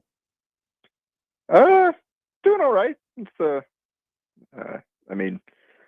to be a busy time of the year with postseason basketball coming up and everything. So just kind of plugging along right now. Did I see you weren't even in the house for the Creighton game on Saturday because there was a high school situation going on? Yeah, I was out in Grand Island for Heartland Hoops Classic. It was kind of like, all right, 8 games out there versus 1 back in Omaha, and you kind of know how it's going to go. We get it. Yeah, no. Yeah, coming off of the last result, and Anna was there for us, so we had that covered. I just felt like I'd probably get more out of Grand Island. I one year I did when I was still covering Nebraska. I drove out to Grand Island, went back to Lincoln for a Nebraska basketball game, and then drove back out to Grand Island to finish the day there in the snow. Not the smartest thing I've ever done, but it's little tougher to. Do you to get back out remember there the game that you came back for to watch it? Oh my God! No, I don't. I just remember the drive because it was tricky. Was this in the early era of the Fred Hoiberg experience? Yeah, shoot, I'd have to go line up. But yeah, it was. I think. I really just want to believe you drove through the snow to watch Cam Mack. Yeah, I'm trying to. It might have been about that time. I'll have to try to look it up and report back to you. But yeah, thank you. Some good games back out in Grand Island. That was still when they were bringing in the kind of out of state teams. There was a big game that night, so I'm like, I got to get back out there. And but my primary job, I had to take care of that first. So I don't know. It ended up being all right. And like I said, it wasn't the smartest thing I've ever done, but I got what I needed out of that day. Well, and like you said, you had a pretty good idea of what it was going to look like on Saturday when Creighton took on Villanova, and now we're sort of looking at we've been looking at the season in a little bit of a different way for a while now. You can't have the conversation without saying it's kind of just been a little bit of everything this year, and that is certainly the case. But I will still ask you this question. Like, just if you zero in on the offense, it was supposed to be the thing that kind of carried them this year. And, I'll cut you off before you answer this way. It has been a little bit of everything, but I mean, I'm still surprised that even through this time where they can't seem to get a stop on defense for a variety of different reasons, that the offense hasn't been able to carry them just a little bit more, even in this stretch where it's been really rough. Yeah, and that's something that they kind of asked about a little bit at times, but it comes down to I think that the personnel largely, and they don't have a post presence. You can't really play through, and like Jason Green is doing his best, but like you thought Owen Freeman was going to be that, and for multiple reasons that's not the case anymore. Jason's been effective at times, but he's a 6'7.5" center trying to go up against Big East guys, and there are times where he can go to work in there, but he's always been an opportunistic scorer, not necessarily someone you take or that you play through. Like, he just takes advantage of when he gets the right matchups or he's in the right position, and so that's not necessarily something you can dictate. And so you don't really have the ability to throw it inside and consistently get good offense out of that. The point guard spot, we've talked about it. It just Nick Graves has had his moments, but even when he's playing really well, it doesn't always fit the way that Creighton typically plays. And again, it's been inconsistent. You never know kind of what you're going to get out of that spot. And then you've got other guys that are you got the Josh Dix, the shooting issues, like just the ball not going in for him at the same rate that it has throughout his career. That's hurt. And then Blake Harper's just, again, inconsistent. You never really know what you're going to get out of him. And so like they don't. And then you got the Big East officiating, like the level of physicality allowed in the league for a team. Like the freedom of movement is completely gone, and Creighton has had a really difficult time dealing with that. You see a lot of guys that just aren't getting open, aren't able to kind of handle that physicality, and it is really just everything, like you said, a whole lot of kind of some of everything and impacting everybody within the rotation. And I don't know, like it just doesn't fit together. Ultimately, that's what it is. Some of it is guys, it's just they were trying to fit guys together that maybe just it hasn't clicked. And then you add some of the injury situations that has disrupted that even more and made it more difficult to find ways to fit. So it just none of it has clicked. And obviously it's defense is a huge problem. They make a whole lot of mistakes, but they're also they have limitations on that end. And offensively, it's just you just see the guys they're not like the spacing isn't great. They're not always in the right spots. You guys aren't cutting to the spots they need to be, or when somebody does cut, the guy with the ball misses it. It's just again, it's just out of sync, and it has been for most of the season. Let's say hypothetically, for some reason, you were called and asked for your opinion of how you would want to construct things for next year. What would you prioritize for Creighton to sort of bring back, and then what would you want to build around out of this group? Because I don't think you want a full swap everything out, swap stuff in, and I don't think you want everything to come back as is that can. So what are you kind of, you don't have to say specific players because I put you on a spot, but like what would you sort of be prioritizing out of what Creighton has right now so that you're not in this spot a year from now? Yeah, I mean, you got to start with kind of keeping together the young core and guys like Hudson Greer, and I think Austin Swartz has shown enough that he can be a part of this, although he needs to improve in certain areas. Jason Green, obviously, everything that he's given to the program, it'll be interesting to see kind of what the role looks like next year as, like you said, they kind of reset and get some guys back and potentially add to it. But a guy like that has given so much to this program, and for everything that has happened this year, like you can't put any of it on him. So I think you just start there, and then they've got some young guys coming in already. They've got their recruiting class, and they're still looking to add to that. I've got a couple other 26s out there that they're kind of working hard on to add to that group. But ultimately, they've got to, like, the biggest issue is they got to figure out what's going to happen at the 5, and they've got to figure out what's going to happen at the point guard spot. I think you can piece together enough on the wings, and I think the guys coming in will add some of the athleticism that they need. Like that's something they just got too many guys right now that have the similar weaknesses and overlapping issues, and so you put all those guys out there, and it just kind of takes away any chance that of having success. So you need a little bit more athleticism, and you need something that you can rely on at the 1 and 5 spot to kind of play the way that Creighton wants. And then I think you can piece together the rest between guys you hope to bring back, guys you're adding to the program. We'll see how quickly the 26s can crack the rotation and figure out what they need to do. That's not always a given, but I think getting Jackson McAndrew back and healthy will hopefully be huge for next year's group, because he was going to be a featured part of this. And obviously, I think he's one of the guys with the highest upside and the guy that does fit the way that Creighton wants to play.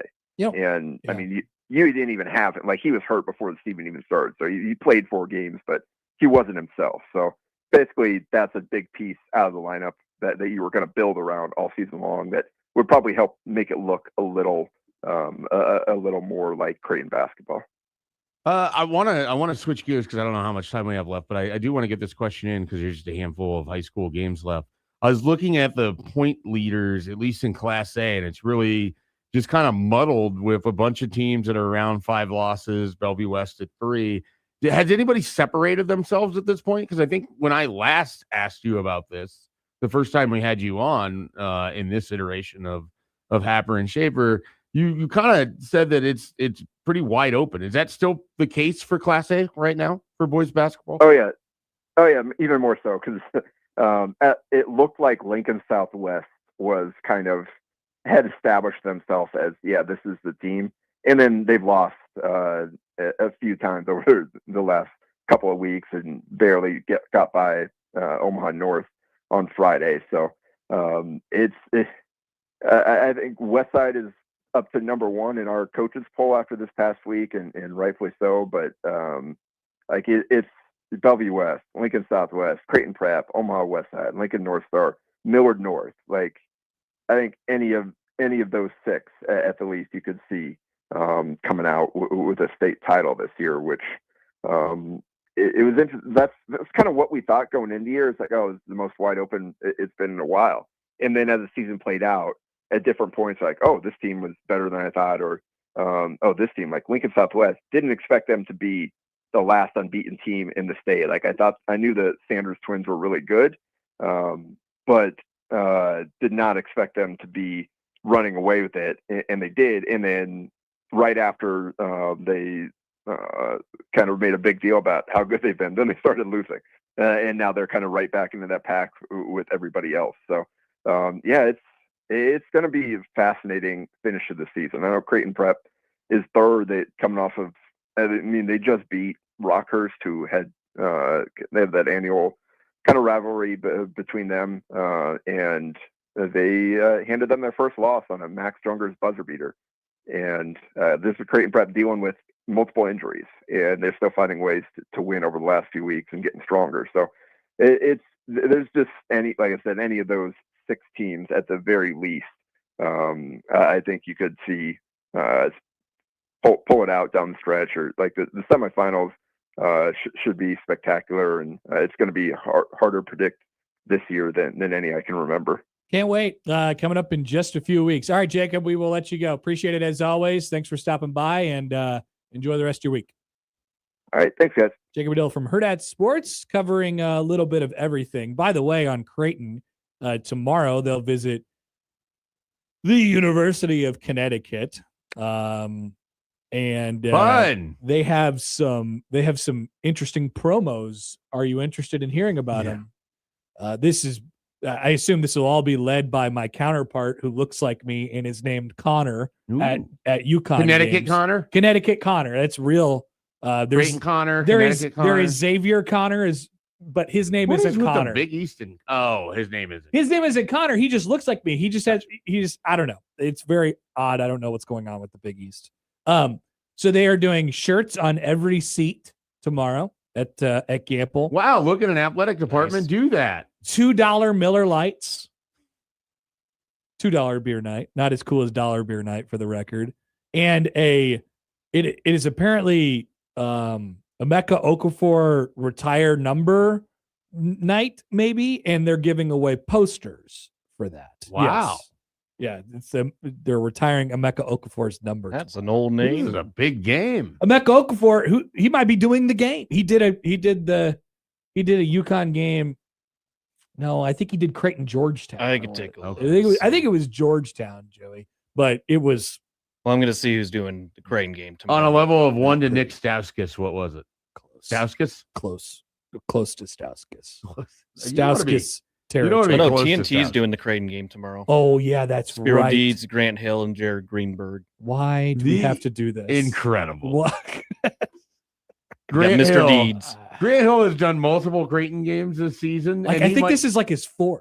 He might see them lose by 30 points again. Well, he did. The Marquette game. Yeah, he did the Marquette, but I think he did both of the first 2 in Vegas too. Oh, okay. Wow. I don't know if that was Grant Hill, but I know it was TNT or Turner or whatever. Why does Grant Hill keep getting all of these tests of having? Welcome to the Big East, Grant Hill and Turner Sports.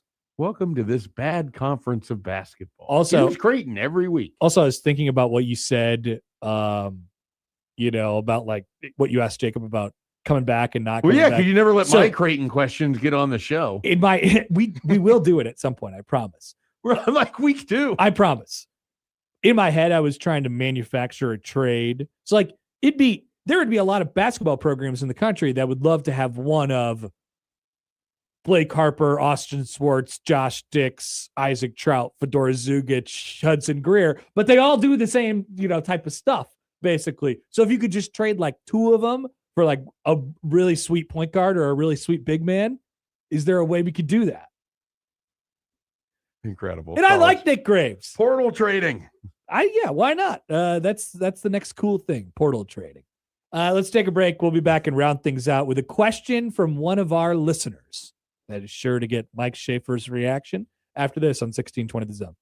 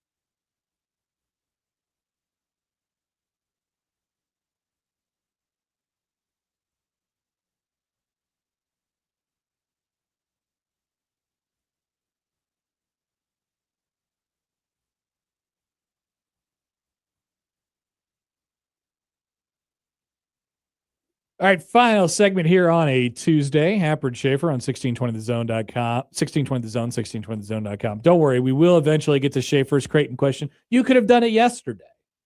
With Snow wouldn't have cared. Snow would not. This is more of a for you and the Andrews of the world. I had today set aside because I thought it would be because I've seen some conversation about your exact Creighton question. Yeah, I was an early Creighton question asker, but nobody would know. It keeps getting banned. Maybe we need a 6-hour show. We don't need a 6-hour show. That's correct. We do not need a 6-hour. I'm good with 4. So eventually we'll get to it. It's basically becoming our Caitlin Clark thing right now, though. Unfortunately, I kind of actually like that aspect of it too. It's not good. I saw the shirt the fan was wearing in yesterday's game. What did you think of that, Joey? That was quite creative. The guy shows up. All the Iowa fans were there yesterday, and at the Nebraska Iowa women's basketball game. Guy sitting courtside, the first thing you see is a picture of a cat. It's a bright yellow shirt with a cat on it. And I'm like, all right, let's investigate this further. And then it said Caitlin Clark. I knew where it was going as soon as you said cat. Like this wasn't when you said it was very creative. Did I say it's very creative? I said it. Okay. Oh, okay. Someone said very creative. I said it. And I was like, they used the word that's in the name and put it on a shirt. But they put a cat on the shirt. I understood the reference. Was the cat then wearing a Clark jersey? Did they go one step further? No, it was just a cat's face. Was the cat dribbling a basketball? No, just a kitty cat. Okay. You could ask AI to do it. Careful, Grim is listening. Caitlin Clark was there yesterday. All right, we have to quickly answer this question from Mustache Adam. He tweets at Happer and Schaefer. Schaefer just said something about Nebraska basketball being unable to hang pelts. So is Nebraska ball the hoops version of Bo Pelini-led football teams? Lots of wins, but against no one of note outside of a fluky win against Illinois. He said that. Yeah, this feels like a question designed specifically to bait. And so I Schaefer don't know that I said that they need to hang pelts in the sense of like they haven't beaten a team with a winning record since Indiana. So they've had 3 opportunities in this 9-game stretch. They haven't done it. I think it would be good for them, good for the vibes of, the fan base. You go into Iowa, you beat a team that's expected to be an NCAA tournament team, a team that I think Nebraska is better than. And yeah, it's a tough game on the road, but at some point you have to win some of these games if you're going to sustain this sort of momentum and this idea that you are an upper echelon Big Ten team. If you are that, you need to go into Iowa City and win tonight. But as of right now, are they a Bo Pelini team? Bo Pelini? No, I don't know that I accept the comparison. You don't like what is the this is a very football pilled topic that I don't want anyone who is a football sicko to hear. But listen, because it could be a topic on a future radio show. What is the college football season equivalent of what Nebraska is doing right now in basketball? Like 10-2 with a Capital One Bowl win. So what you just described is 2019 Minnesota. 2019 Minnesota might be a good comp. Where you have that win against Penn State. Like that was sort of within. The thing is, they had an inexplicably stupid loss to Iowa that year where Tyler Johnson just doesn't catch a slant route. I remember.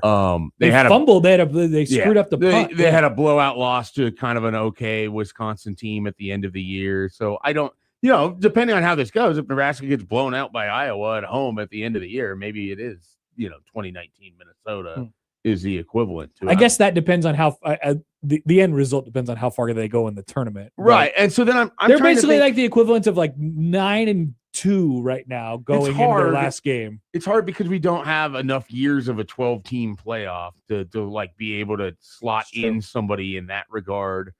Like maybe you're, some team in that. Like part of it that's difficult when you compare football with basketball or football with the other sports is the playoff is so much smaller that you just discount any other team's success that didn't reach the playoff. Well, maybe it's opening up a little bit. Maybe the Big Ten stupid, idiotic idea can go forth. The Big Ten wants to. Way to go, Big Ten. Nice job.